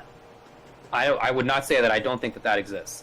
I think primarily, though, that somebody deserves a ban if it's an ongoing issue. If they have been doing whatever the thing is for years and haven't stopped, if people have talked with them about it and they've continued, if they've gone away for a while and they've continued doing it, versus somebody who, at least as far as I know, hasn't done it previously. I'm not going to tell you he's never done it. I know Mike reasonably well, but I don't hang out with him constantly. But I haven't heard of him doing that before. So I think the difference in my mind is what's the body of work? It's somebody who has, for the entirety of the time that I've known him, been a provocateur, right? F-Champ, whether he's pretending to play the villain or whether that's just him, he has been out there, not always, it's not racist stuff constantly, it's him being mean, right? He has said stuff that people have taken as racist or as he said some mean things to KBR, right? Right, yeah. And he has been a jerk to TOs, and he's done a lot of stuff. This is not a one-time thing. So to me, that is why I thought a ban was reasonable. I don't want my goal is not to not have him in the community. My goal is for him is for these things that he says not to be in the community. So whether that's allow him in as long as he doesn't do it, which would be great, or if he insists on doing it constantly, not letting him in it, right? That's his choice, in my view. His choice is to do one of those two things. And it has seemed like that has not been... His choice has been to continue to do it. So if that's what he wants to do, then, I mean, in my view, that's just on him. The Capcom ban is indefinite. You know, if in the future it seems like he's turned to 180 and has given this all up, I'm fine with him coming back if he really has given it up. I'm not intending to just get rid of him because it's him. It's because of the things that he's said. Right. And if those don't exist anymore, great. But, you know, so far that has not been the case. So to me, that's the difference. I mean, for me, I do think Mike should be banned from events. Like, I do feel like he should be banned, you know, because I think it sends the right message. I would probably make it so that, you know, he's not banned indefinitely, because like you said, there is a history with that. But, you know, and that's the thing, right? Because, you know, if Mike gets banned and Mike says, you know what, I deserve it, that's fine, it's cool, you know, then you can kind of, you know, measure the growth a little bit in a way, you know. But what he said, like I said, I was very disappointed. I was very upset with it. And like I said, it's not like I hate Mike now or anything like that, but it's just there's this frustration that I feel. I guess maybe almost like from a father kind of point of view, you know what I mean? Like, you're just like, like, I can't, like, you know, and so I honestly do think he should be banned. Like, I even, like, from Combo Breaker, you know, where Skullgirls is, like, that's their Evo and things like that. Yeah. But just for a year, but just to make sure, you know, that the message is sent, that, you know, it is an equal and all, you know, a fair kind of ban situation, because, you know, he said something really stupid and it was really insensitive. I mean, like I said, you could cut the discomfort from, you know, the Purple Sharpie, like, with a knife at that point in time. Like, you could, for sure. I mean, like, you could hear her falling back in her chair, like, like, literally. And it was such poor taste, I feel like. And so, I don't know. I feel like it would be justified to ban him. Maybe, like I said, because, as you mentioned, you know, the history kind of thing, not to be as long of a ban, but I feel like there does need to be some repercussions. I feel like there needs to be something. That's fair. So, yeah. Yeah, I think that would be fair. Again, I think that it's important to have the consequences be stronger when somebody does this over time, and it's not like a 1 or even 2 times thing. If it's a decade, I think that has to be treated differently. But yeah, I mean, I would accept that if there was, like, some body that was like Mike's banned for a year. I think that would not be unreasonable. Yeah. Yeah. Yeah, I mean, it's not just a stupid watermelon joke. I think it's I don't think it's good to paint it in that light. Yeah. It's a purposely racist and bad joke. Look, I don't... It's the same way that Mike was purposely wrong about what he did. Yeah. It's not just a stupid joke. Right. And obviously, you know, there's the racist connotations of, you know, watermelons and such and everything. But really, I don't think it even really matters, because right now, you know, Black Lives Matter is such a call and such an important, you know, movement, you know, and everybody's already been trying to, you know, lessen its, you know, power by saying things like, oh, blue lives matter, all lives matter, you know, white lives matter, that you've seen from people, you know, on Twitter as well. People are trying to subvert that movement, and that is the call of the movement right now. And you just, like, you could say anything lives matter, and it's in poor taste right now, in my opinion. It's one of those things that you just have to be aware of the current situation and be respectful to this movement and to how much these people are trying to change the world. They're trying to get themselves to a point where they can live a normal life, and you just can't co-opt that term as for a joke. You just can't. It's like not right. And again, it's not like F-Champ has grown up and lived in the Philippines his whole entire life. You know, he's obviously been in the U.S. for a long time. He knows how it is out here. So no, he was not doing it. It was not an accident, of course. Look, I mean, these are tough conversations to have. And somebody in the chat just a bit ago asked, "Oh, so is banning is the answer?" From Slow Dasher. We don't have that many options for punishment, right? This is not like the law where we have any number of potential punishments. You know, what do we have in the FGC other than banning somebody from an event? I don't know. To me, that's it. So. Yeah, I think that's it. I mean, you can give him a talking to, but in the case of Ryan, who, you know, people have had this conversation with him. I've had this conversation with him many years ago. People have tried that, and that never worked. So, yeah, I think that's all you got left. I also take issue with people who think that the fighting game scene is soft. Because we are taking this stuff seriously. I kind of think it's the opposite. That it's almost softer, in my view. It is softer, in my view, to not do anything about this stuff and to just let it roll and to let people continue to do it. Because in doing so, it's easy for those of us who aren't directly affected by it. That's easy enough. Mm-hmm. We don't have to think about it constantly, but there are lots of people in the FGC who have to think about that all the time. And they are confronted by that stuff all the time. And it's not... It's soft for us to not have to deal with it, but the result of that is more harm towards the significant part of the FGC that I do not want to be harmed anymore. You know, that whole... It's harder for us to actually take these steps. It's not easy. It's not easy to do this. Right. That's the thing. Like, the people saying that we're soft by doing these things are the people that are tired of not being able to get away with being an asshole. You know, they use that term to say, oh, it's soft. What the truth is, by not doing anything, that shows how much more soft we are. I think so too. And that's why I feel like we do need to, like I said, that's why I feel like Mike does need to have some sort of repercussions. Because I feel like he deserves it, like, for that kind of a comment kind of thing. I've even said, for stuff that I've said, if people ban me, I won't even fight it. You know, like, I literally won't. It's we have to be able to make sure that we grow and do better. And by, you know, really making sure that people understand that this is not acceptable, that makes us a stronger community overall, and it allows...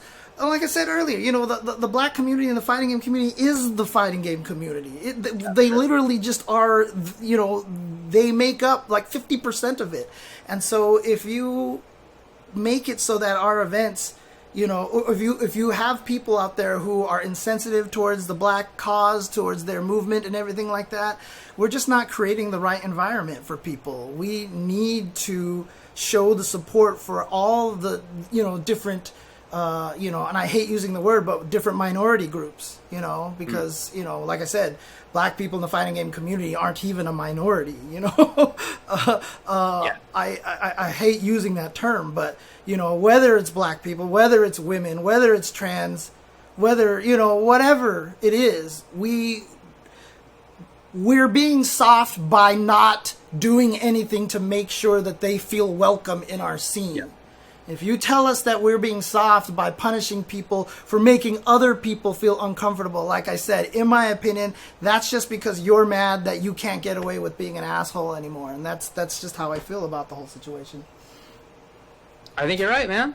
Yeah, I mean, I think it's certainly grounded in the era of not having any consequences for this sort of stuff. Mm-hmm. And many people who grew up doing that, I mean, we grew up around them too, are still living that way. Mm-hmm. And while most of my friends have moved on, I know people who I don't really keep up with anymore who still do that stuff. Yeah. And they just, I feel like they'll do it until the day they die. But they're they are mad about the fact that what they thought was cool back in the day is not cool anymore. And that inability to move on is is going to cause them problems for a long time, but it will mean that they're going to continue to cause problems for other people as well, unless we just, don't let them in the community until they quit doing it. Mm-hmm. Yep. So let's just be better. Let's all do better. Yeah, dude. Seriously. Better. We are not children, most of us. Okay. Yeah. I'm in my late 30s. You're in your 40s. I don't know how old Mike Z is, but he's probably in his late 30s too. F-Champ's in his mid 30s. Like, we are not kids. It is time to move on from this stuff. Really. Yeah. And you kind of mentioned this, that you feel like 100 years from now, people are in the history books, this is going to be a significant year. Yes. I really do hope that 100 years from now, 200 years from now, people look at this and see the struggles that we're going through right now to get so that Black Lives matter, so that Black lives have an equal opportunity.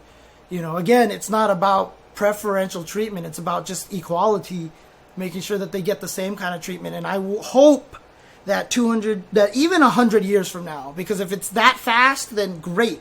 But I hope it's 100 from years from now, people will look at this year and go like, man, I can't believe they had to fight for that. How weird is that? If we've gotten to that point, we know we're in the right direction. And this is a big turning point. And weirdly enough, I said this on a different stream, but really the thing that's really made the biggest difference in this world, and why this year in particular I feel like things are going crazy, is the cell phone camera. Yeah.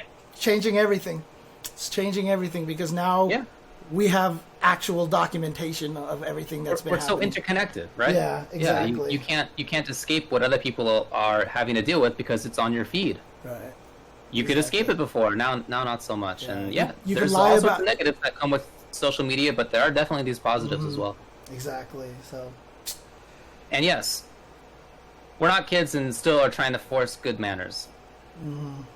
That's more or less right. I mean, it's phrased too pithily, obviously, but that's right, more or less. I don't need everybody to be best friends, okay? That's not the point. I want competition. I like rivalries. Yeah, I like absolutely. trash talk, okay? I like to troll people in game. I don't need everybody to be best friends. However, I also definitely do not want for people to be attacking others in a way that is, core to who they are. That definitely needs to be done away with. It needs to be done away with in the FGC. It needs to be done away with in the world in general. And we only have control over our little part of things. There's only so much control you have in life. And in the FGC, it's relatively small. We can all come together and actually make that stop. Right. We could do that. I hope that we do. I hope that we keep it up. Keep it in game. Keep it in game. We can go ahead and make fun of all the Honda players out there for being mindless warriors, but again, that's in game. It's a different kind of situation.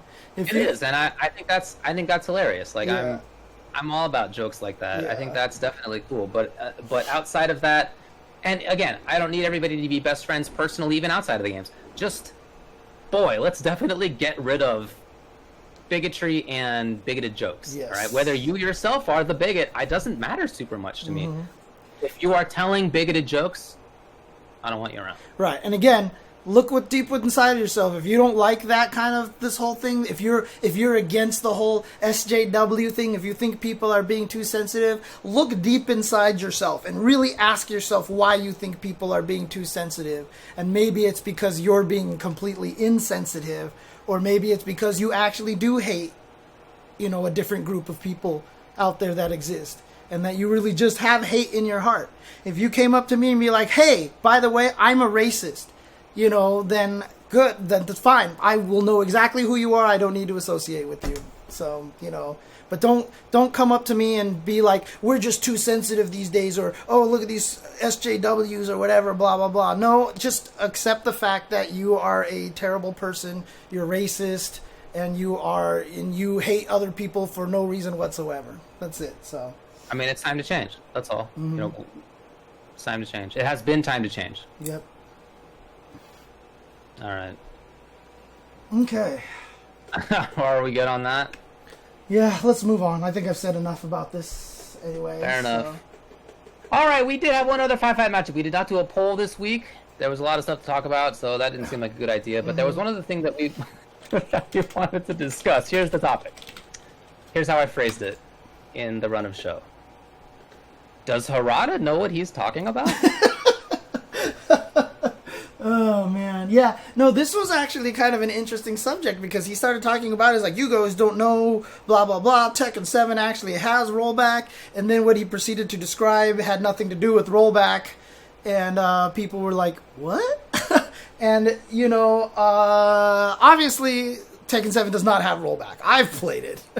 I know that there's no rollback in this game. But what's interesting to me about this situation is not, whether or not, like, oh, why is Harada lying to us and blah, blah, blah. I don't think he's lying to us. The situation is, it's fascinating to me that because of social media, because of the way Twitter works now, that people who were in a position where they didn't have to care about these things before kind of have to care about and gain that kind of knowledge now because people are going to be asking Harada directly.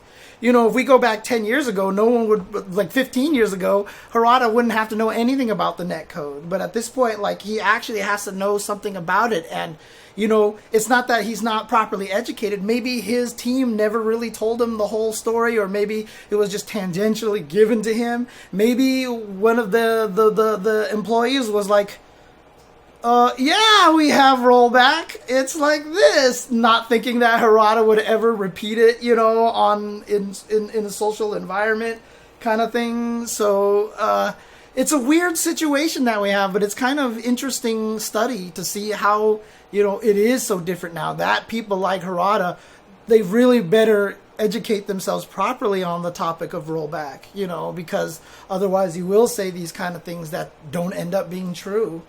Well, I don't know if it has rollback. I mean, I'm not enough of an expert to say that. But most of my friends who are experts think that it doesn't. So that's all I got. I don't know if he knows what he's talking about other than that. Clearly he knows what he's talking about in plenty of things. But yeah, that one was a surprise.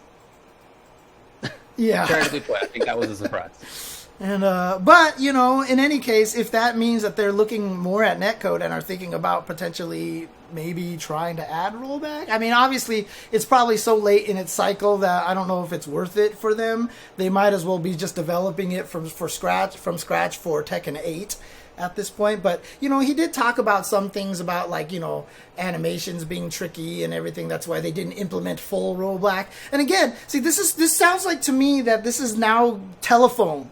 Right? Like, I feel like all the stuff that he's saying, like, has this feel to me that it was someone asked the devs about rollback, and they're like, well, no, we kind of do it this way, and blah, blah, blah, and explained it to this person, and then they had to explain to their manager what was going on. So is there rollback? Well, kind of. And then that person had to explain to somebody else, yeah, we do have rollback, but it works different. And then the next person had to explain it and be like, we have 3 frames of rollback, and then gets to Harada by that point.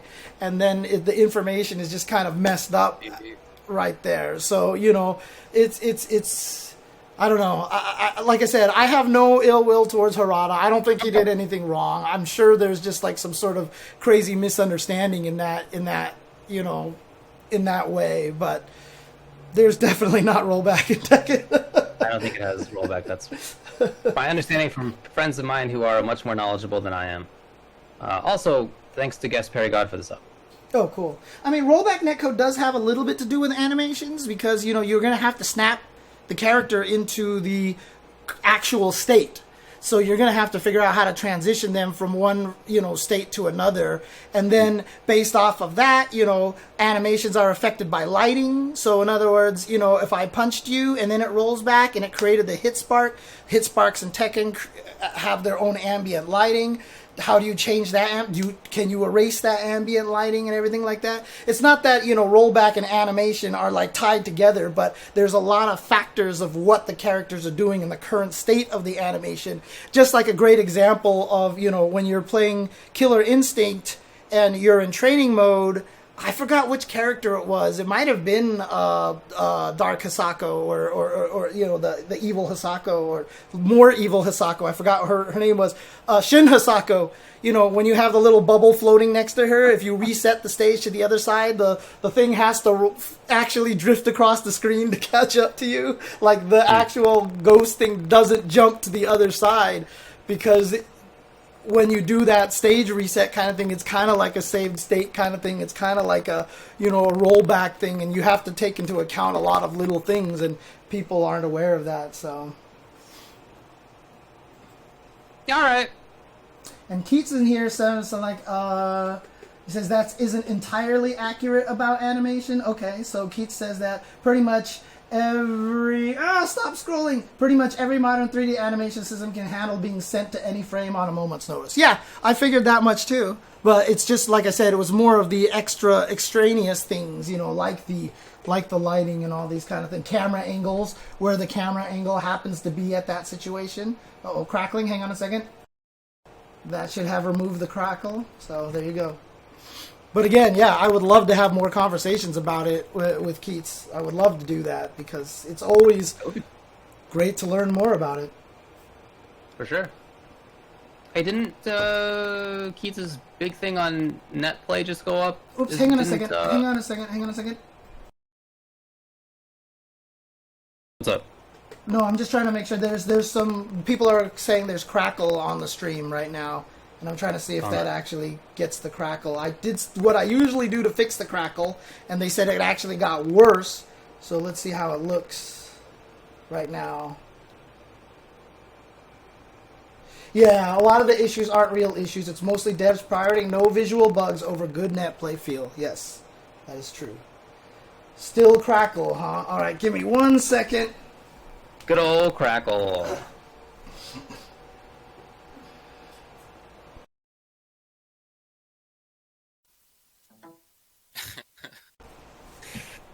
All right. By the way, my dessert is peanut butter, oats, honey, and cinnamon mixed all together, and then you eat it.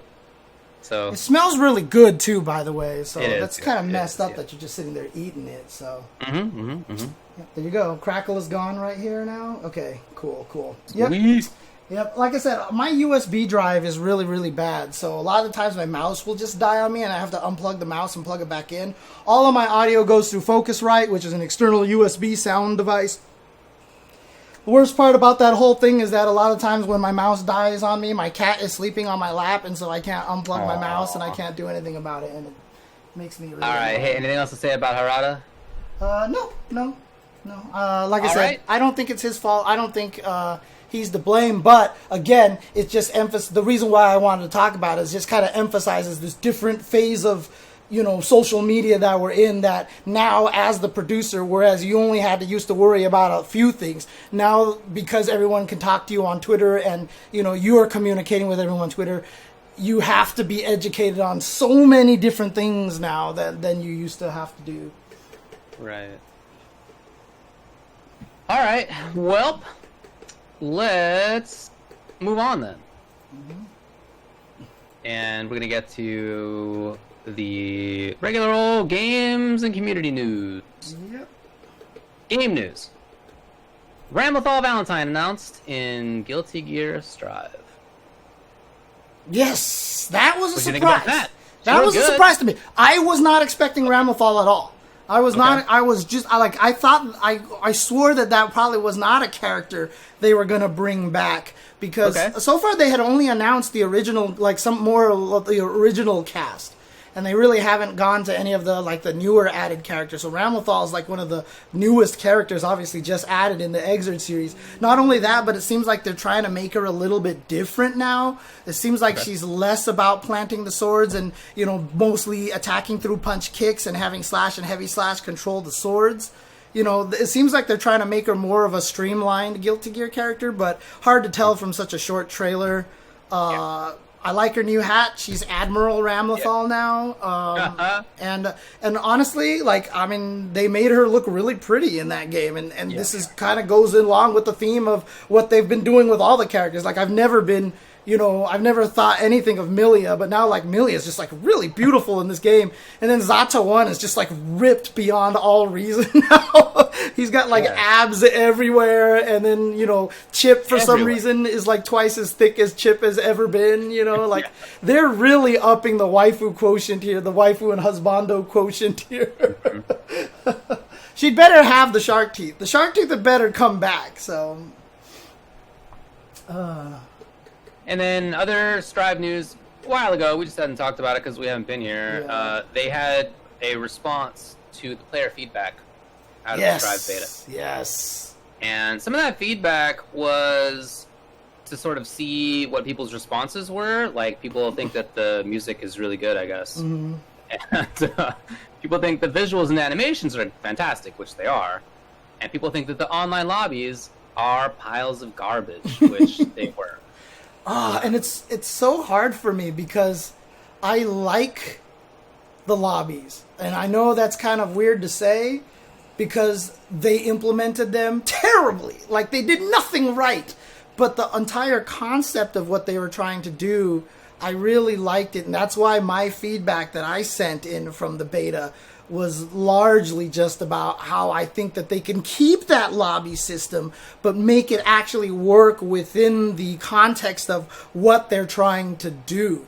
You know, the fact that you walk up to someone and challenge them is a neat idea, but it's 100% antithetical to any concept of ranked whatsoever, because it allows for easier smurfing, it allows for avoiding of certain characters, you know, things like that. Ranked has to be blind. You should be able to challenge someone on another floor, etc., etc. They have a lot of neat ideas, but it's just all implemented very poorly. But they can turn it into something, in my opinion, that's good. I'm just worried now that they're just going to scrap the whole entire thing and just go back to exactly how it was in Exerd, which isn't necessarily a bad thing, but I feel like they're on the cusp of trying to do something really cool. They just failed at it really, really badly, and I know there's a way to make it right. I know there's a way to make it right. Yeah, I know there's a way to make it right too, because I've been playing it in Them's Fightin' Herds, which does same stuff way better and has a lot more better stuff as well. So yeah, you can do a good job, sure. There you go. They did not. Maybe they will end up doing a good job, but TFH is just a way better implementation of a similar idea. There you go. I mean, TFH, is like a masterclass in implementation of a lot of things so far. Yeah. I love what they've done. So. No, they're of course not going to remove it. High five, for sure. They did delay the game again. They delayed the game a little bit longer, of course, but that's more probably due to COVID than anything. Of course. Yeah. And then there was a little interview with Daisuke Ishiwatari where he sort of got questions like, what do you think about concern? The damage is too high. Thoughts of Katano. And yeah, like we suspected, that wasn't something that I think that they're going to end up keeping in. Right, Ishwatari is like, well, essential idea is that you can do big damage without long combos, but then Katano is like, we made the damage extreme in the beta test to get that idea across. Before the game's release, we'll be adjusting it. Like, that, I didn't think that was a surprise at all.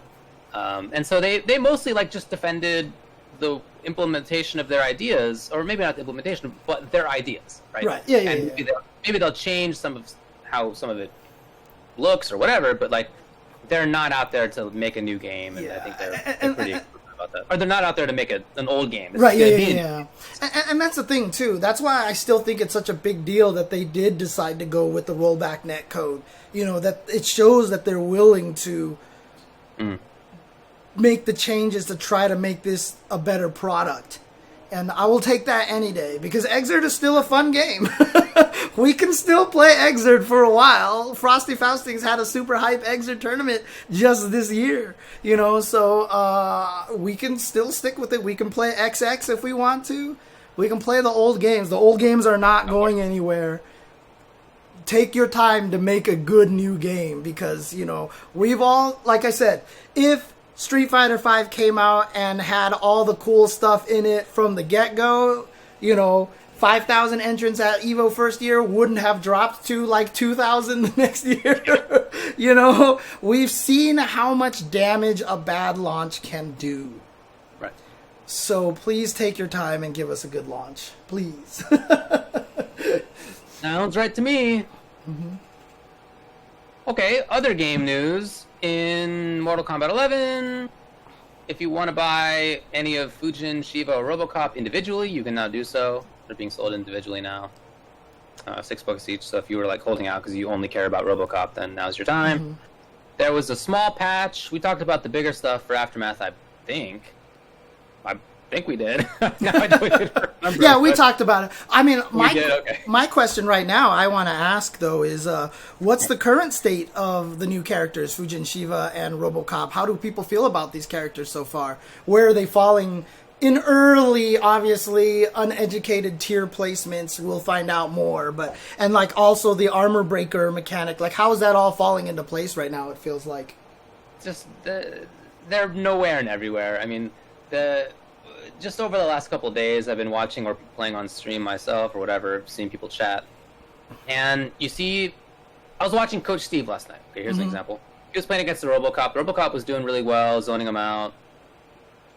And Steve was like, I don't know, this character seems super good to me. And in chat, before and after that, people came into the chat and they were like, hey, what do you think they should do to improve RoboCop? Like, RoboCop seems like he's really terrible.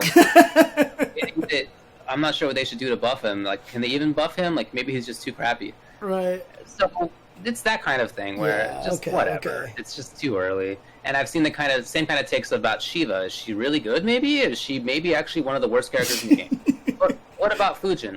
Maybe he's extremely unsafe. Maybe he's got fantastic mobility. Like, whatever. Like, it's all just too... Yeah, okay. So, in other words, it's still in the early we don't know anything phases yet. We don't know still anything right now. Okay. Yeah, I just think there's nothing really to report. And as far as how the armor breakers are being used, I would say a lot of the characters that I see the most, their armor breakers aren't... Either they don't have any in the variation that they're being played in, or they just like maybe aren't that important because they just don't need that. Mm-hmm. So as I've been watching and playing, I think I've honestly only seen a couple of people even do it. Interesting. Okay. So like I've seen like noob players do it because his seems like it's really good. Like some seem good, right? But I think throughout a lot of the scene, I haven't seen it implemented really that much yet. And some people think that their characters is terrible, and whatever. There's just a lot of sounds like again a lot of all over the place. Sounds like fighting games. There's not too much to report. Sounds like fighting games. I honestly haven't had a chance because I've been doing all the Bud Light Beer League stuff. I've been studying the hell out of Soul Calibur, and God, I love that game. I love that game. Like, the more I get back into it, the more I'm just like, why did I stop playing this game? It's so good. And I haven't had a chance to try out any of the MK stuff. I'm still very interested in trying zoning RoboCop and trying to make him work and see how that goes. I haven't even grabbed the season yet, so I'll have to see if I can pick that up at some point in time, but definitely Well, eager. I didn't play video games for 2.5 weeks. Yeah, that's the other thing too. I haven't streamed I didn't stream in 2 weeks. I only did the other podcasts. Like, I did the other podcast because, Tubaware and Isaiah were like, let's do this, and I'm like, okay. But like, I haven't streamed on my own in like 2 weeks, dude. It's crazy, but I'll get back there. I feel like this week I'll be back in there. I even set up a whole, like, you probably can't see this right now, David, but clearly you can see it right now because you're sitting right next to it. I'm looking right at you. There's like just right to the other side of you, there's that CRT with the NES sitting up there because I'm actually going to try to start my quest to see if I can max out in NES Tetris. So I think that's dang. Yeah, okay, that's awesome. I've started trying to learn Daz, and that is not easy to do. Daz is so tricky to maintain in that game. So there's all this extra stuff that I've never had to worry about in a Tetris game, but now I'm learning something completely new. So there you go. Sounds cool.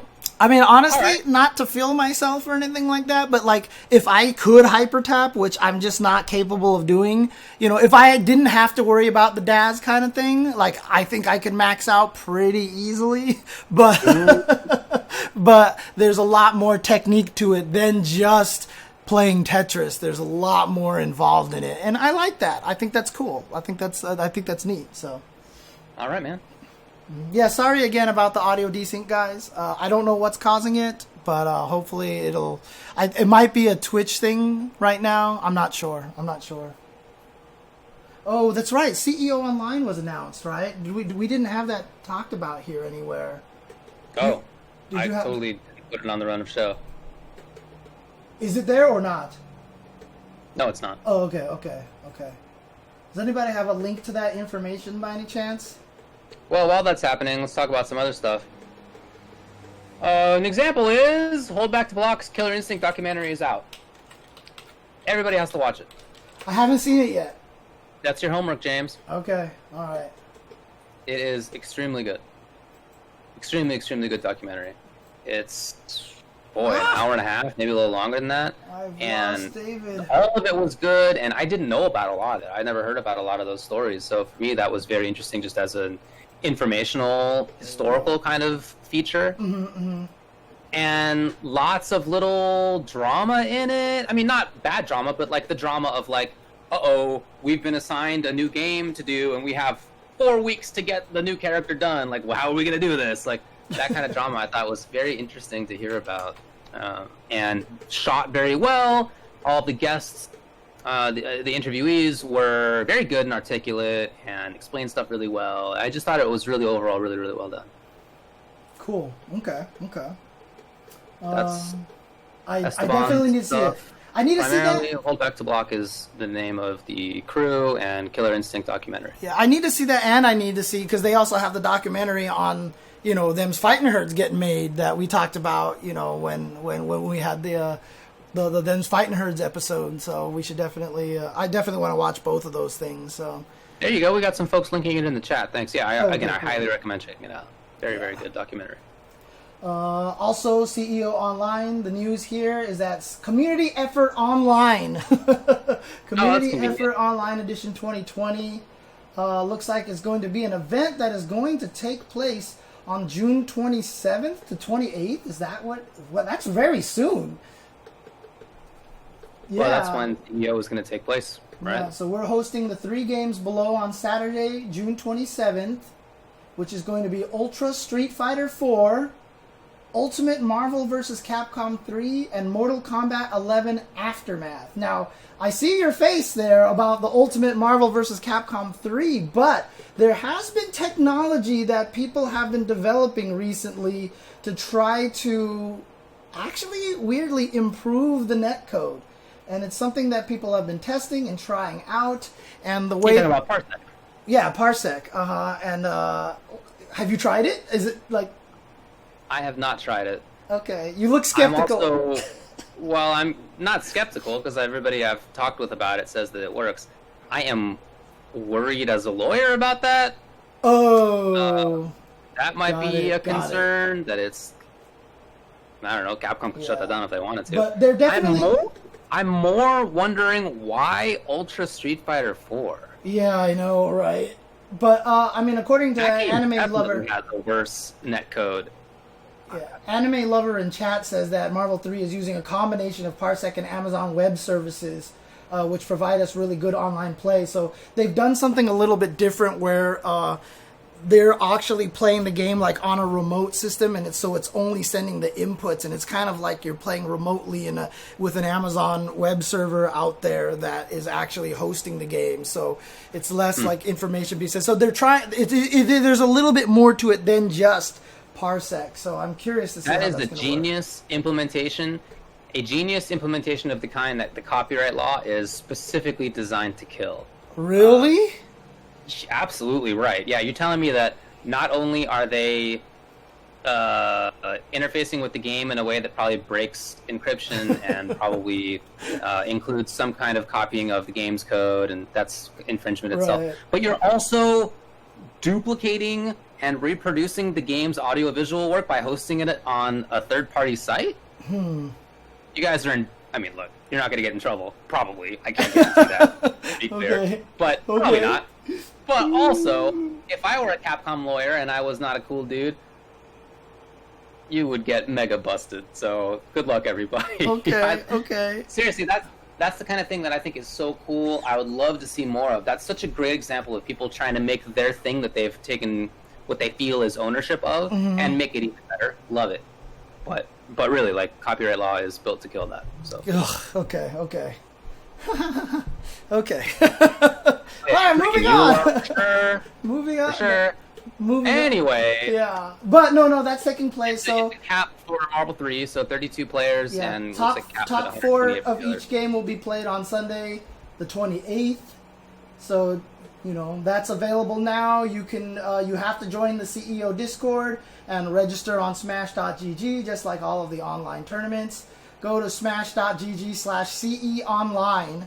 Only one O in there, CEonline, to register. All right. There you go.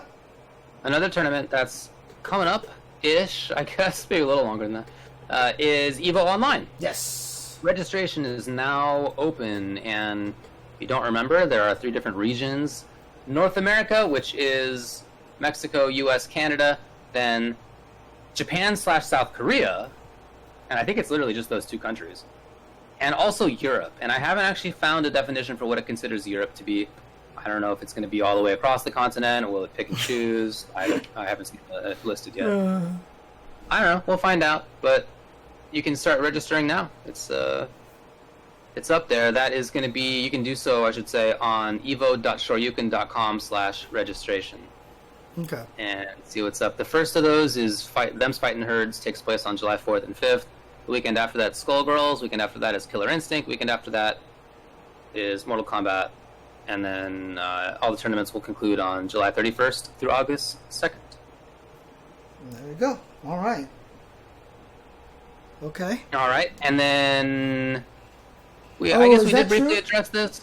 Is that true that What's MK is not on the Korea-Japan region because those games were not sold over there?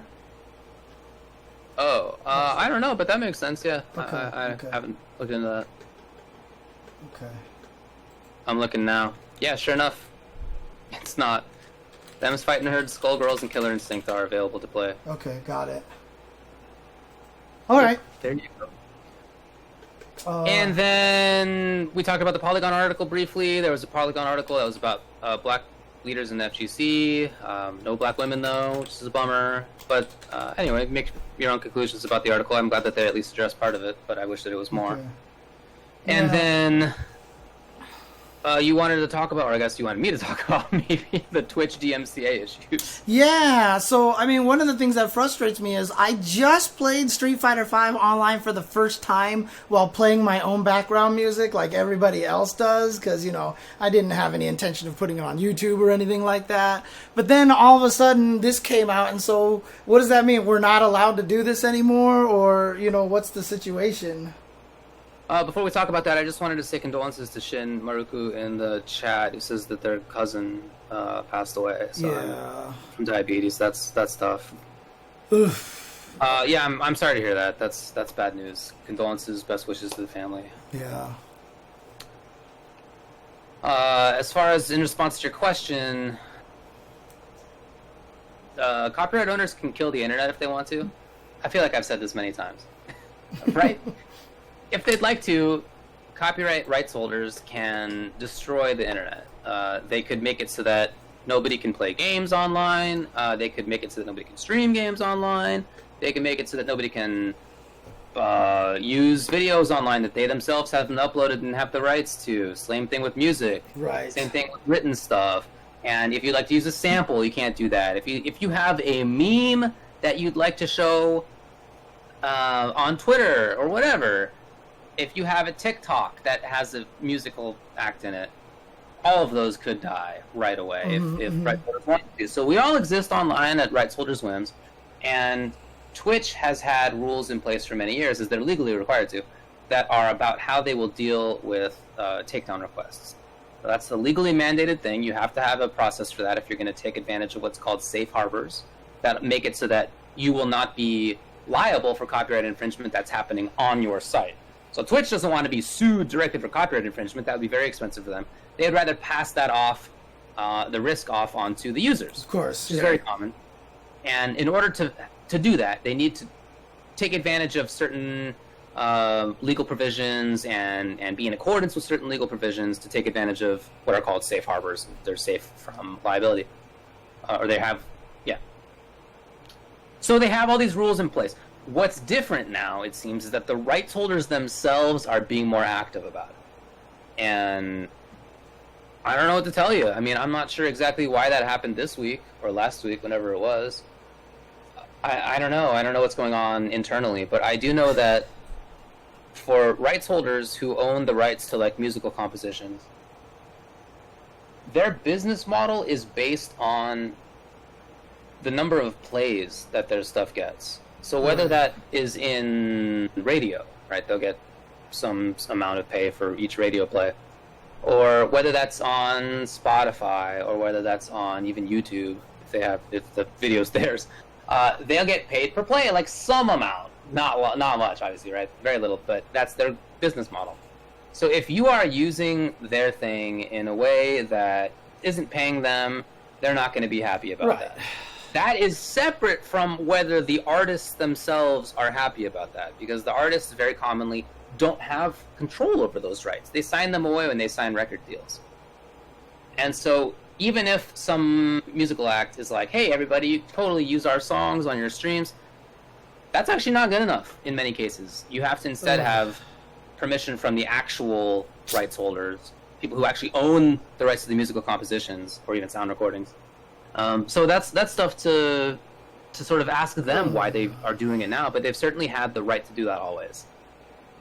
It's so, because the crazy thing about it is, you know, like my musical tastes are not particularly mainstream, and so like a lot of the stuff that I was playing on my stream, people would be like, "Oh, what is that? That sounds really cool. I might be interested." It's like you're actually promoting, you know, artists and stuff. It's good for the musical act many times, because a recording artist mostly does not make most of their money through the sales of albums or digital downloads or whatever it is. It's pretty rare, because like I said, they often sign that away. Instead, they make more of their money touring or selling merch in some cases, although they often sign that away too, but it's mostly touring where they make more of their money. So they would love it if everybody heard their music and was like, wow, this is so great, I gotta see this band in person. But that's not what makes the people who actually own the rights money, right? And so we have this bizarre situation in the music industry, and others too, where the people who make the thing have very different incentives than the people who own the thing. It's like that's like a fundamental feature of the economy. Describe somebody first 150 years ago. It's like we've all known that for more than a century and a half. But that's what copyright does. It's built to do that. Copyright's not built to help out the little person. It's built to help out the big rights holder, and that's certainly what it does. Anyway, the conclusion is that, yeah, if rights holders want to, they can shut you down for doing anything. They can shut you down for streaming with music that's in the game. They can shut you down for streaming music that's not in the game. They can shut you down for streaming the game, period, if they want to. So, but the thing is, like, people said that now they've been getting a lot more, you know, takedown claims on their archives and things like that. I mean, we're just at a point right now where we just can't do that anymore then, right? We just can't stream with whatever music now unless we just delete our archives, or even if we just stream with the music, we can get flagged and they might just try to kill our channel overall. Like, has that been happening to people? I'm not even sure. So I'm not aware of them having, or at least having done, live takedowns. The rumor is that they have that technical capability. I don't know if that's right, but that's certainly been a rumor going around. Okay. But what's actually happened is that they've been taking down clips and archives, yeah. And going back, in some cases, many years. So, Twitch apparently is working on a way for you to delete more of your clips and archives or whatever, so... Yeah, because like, you know, some people are saying on the chat, like, you know, Tony Hawk Pro Skater, when the remake comes out, it obviously uses commercial music. You know, if you play Grand Theft Auto, you've got a lot of commercial music on the radios for the cars and everything like that. So, you know, it's, how is that going to be handled and everything? It's going to be Well, maybe those games have negotiated for the rights to let people use their soundtracks. I don't know. That's certainly a legal thing to do. I doubt it, though. Dude, Kraken... It doesn't seem very likely to me. Dude, but maybe. Kraken, David and I used to pull up a public jazz station, like a public domain jazz station that only played jazz music that was part of public domain, and we still got notifications on YouTube saying, "Yo, you can't use this," and da da da da. And we're like, "What? This is like literally public domain music now." Yeah, so it definitely it's music that's so old that the copyright that used to be on it has expired. And that's in the U.S. That's like early 1920s. So these are automated copyright search algorithms that are looking for stuff, and they're wrong a lot of the time. I don't know what percentage, but like a lot. But that's not what matters, right? If you're the rights holder, you would rather shut down more than less, right? You'd rather err on the side of shutting down more streams because you don't care. It's not making you any money. Who cares? So that's what they do. And what the law is supposed to be is that you're supposed to not be allowed to file a false takedown request. But what are you going to do? Say that you're Joe Schmo YouTube or Twitch, and a Sony or whatever like sends a takedown notice to you, and it's wrong because actually that's your music. You made that, right? And you uploaded it. You have the rights. You know it. What are you going to do? Are you going to sue Sony? Like, it's absurd, right? You have no power at all in that situation. All right. So, in other words, all right, anyway, don't stream anything with don't stream anything with commercial music anymore. So there you go. That said, maybe do it and don't care. I don't know. Right. Whatever. Right. Fundamentally, it's your choice. I don't know how likely it is that you're gonna get got, but some people have gotten got. By the way, I've also seen people get got on Twitter just recently. Perfect Legend said that he got a takedown notice on Twitter for some like 10-second clip that he posted. The hell? Are you serious? Heads up to everybody. Oh my god, what the hell? People, I mean, like I said, the more viral like those clips go, the more people ask, "What's that song?" And then there's more potential for people to buy that song, right? That just doesn't matter to the people who make money on each individual play. That just... Yes. Are they idiots? Yeah. Are they from... Is it a 1900s mentality? Yes. Are some of those executives the same people who've been in control since 1972 or whatever? Yeah. For sure. It's so dumb. But do they not see... That's the law. Sorry, everybody. Like, you know... And the thing about it is, it's so much easier to buy one song these days than it ever has been. So having one song go viral, benefits you in a lot of ways, because then more people would be willing just to go buy that one song, from wherever. Does video game music count? Sure. It's copyrighted in a similar way, and especially so if it's put out as its own musical track, which is pretty common. But even if you're playing it in the game, if you're playing the game on stream and the game is playing the game's music on stream, sure, that might count. Now, I think it's unlikely that most game rights holders are going to shut down streams on Twitch. Because they've been able to do that for a decade. And they mostly haven't, right? Some exceptions, but mostly have not.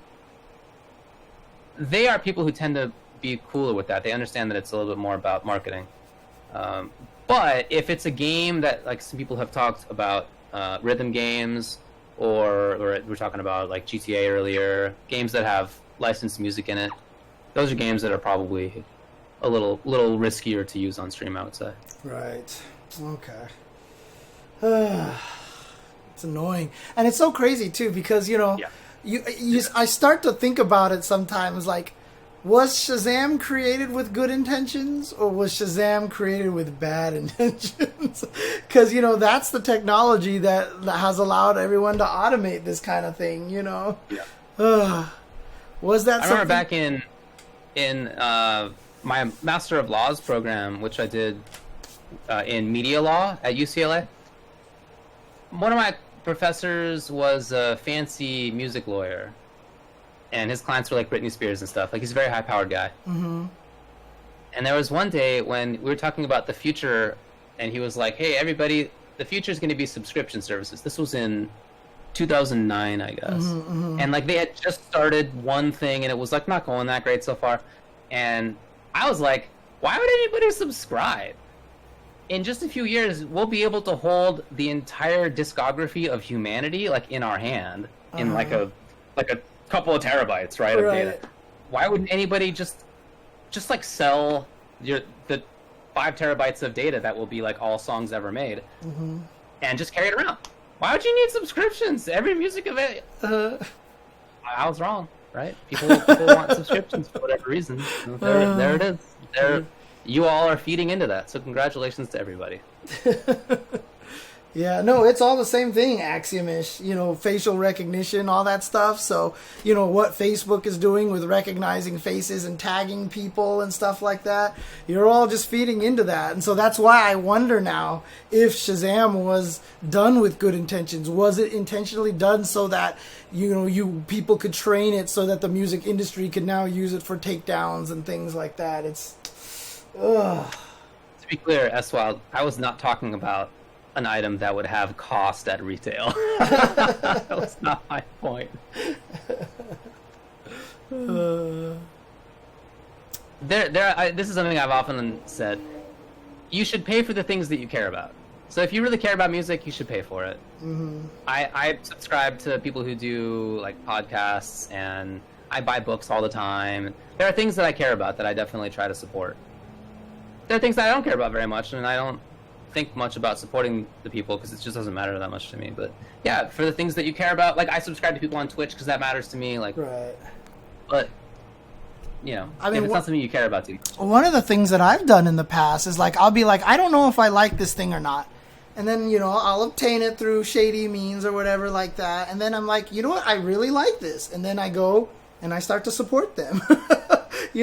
And if I didn't have that option in the first place, I may have never gotten into them. I probably wouldn't have tried, so it's weird. It's like people have to understand that what's hard for a lot of people at the top to understand, the business owners and everything like that, is that people want to support things they like.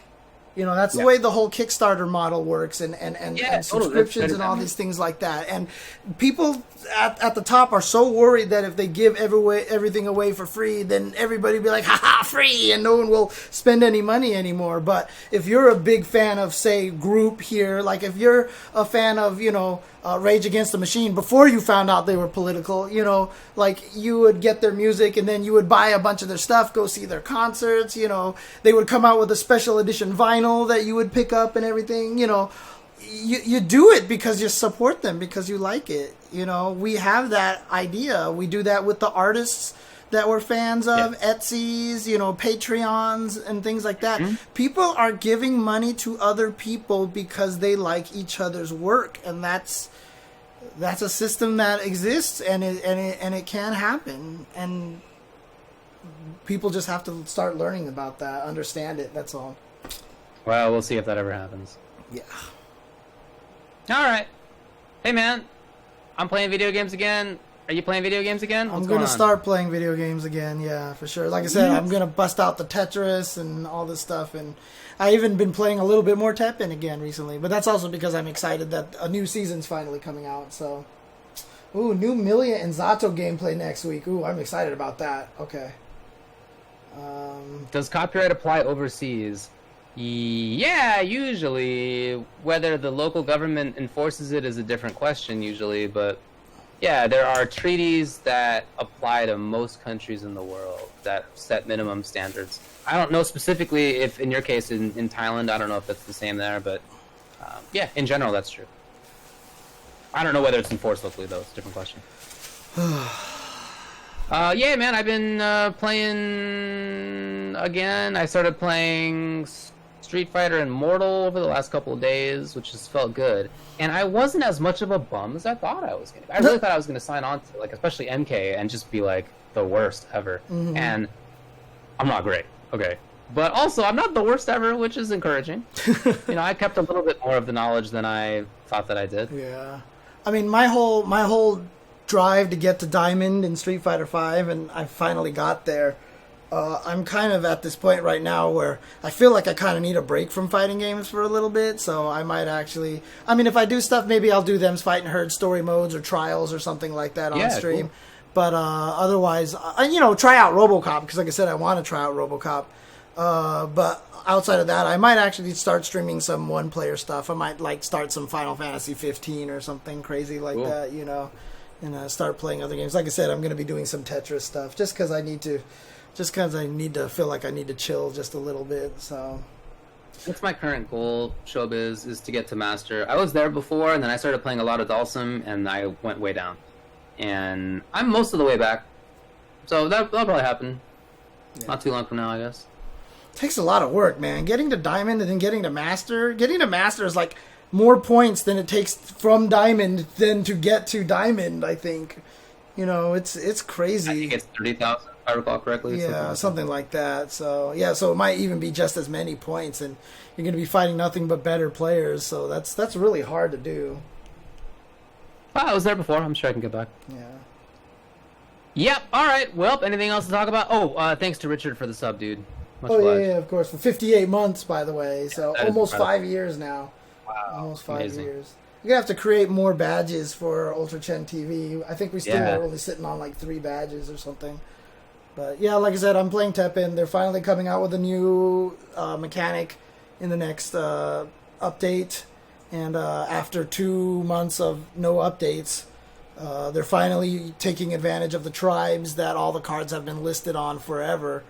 All the cards have been like, oh, it's a monster tribe, machine tribe, human tribe, and they're finally going to start utilizing that in the next season. So that's actually kind of neat. We'll see how it plays out. All right. Alrighty. Well, you want to skedaddle then?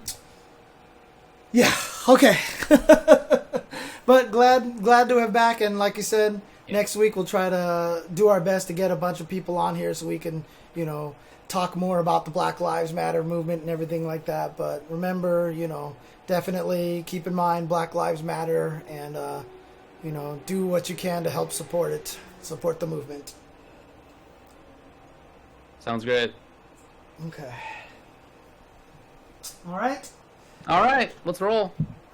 Time to... Oh God, David has turned into a window. Hang on. There we go. All right. Thanks for hanging out, everybody. Back on schedule.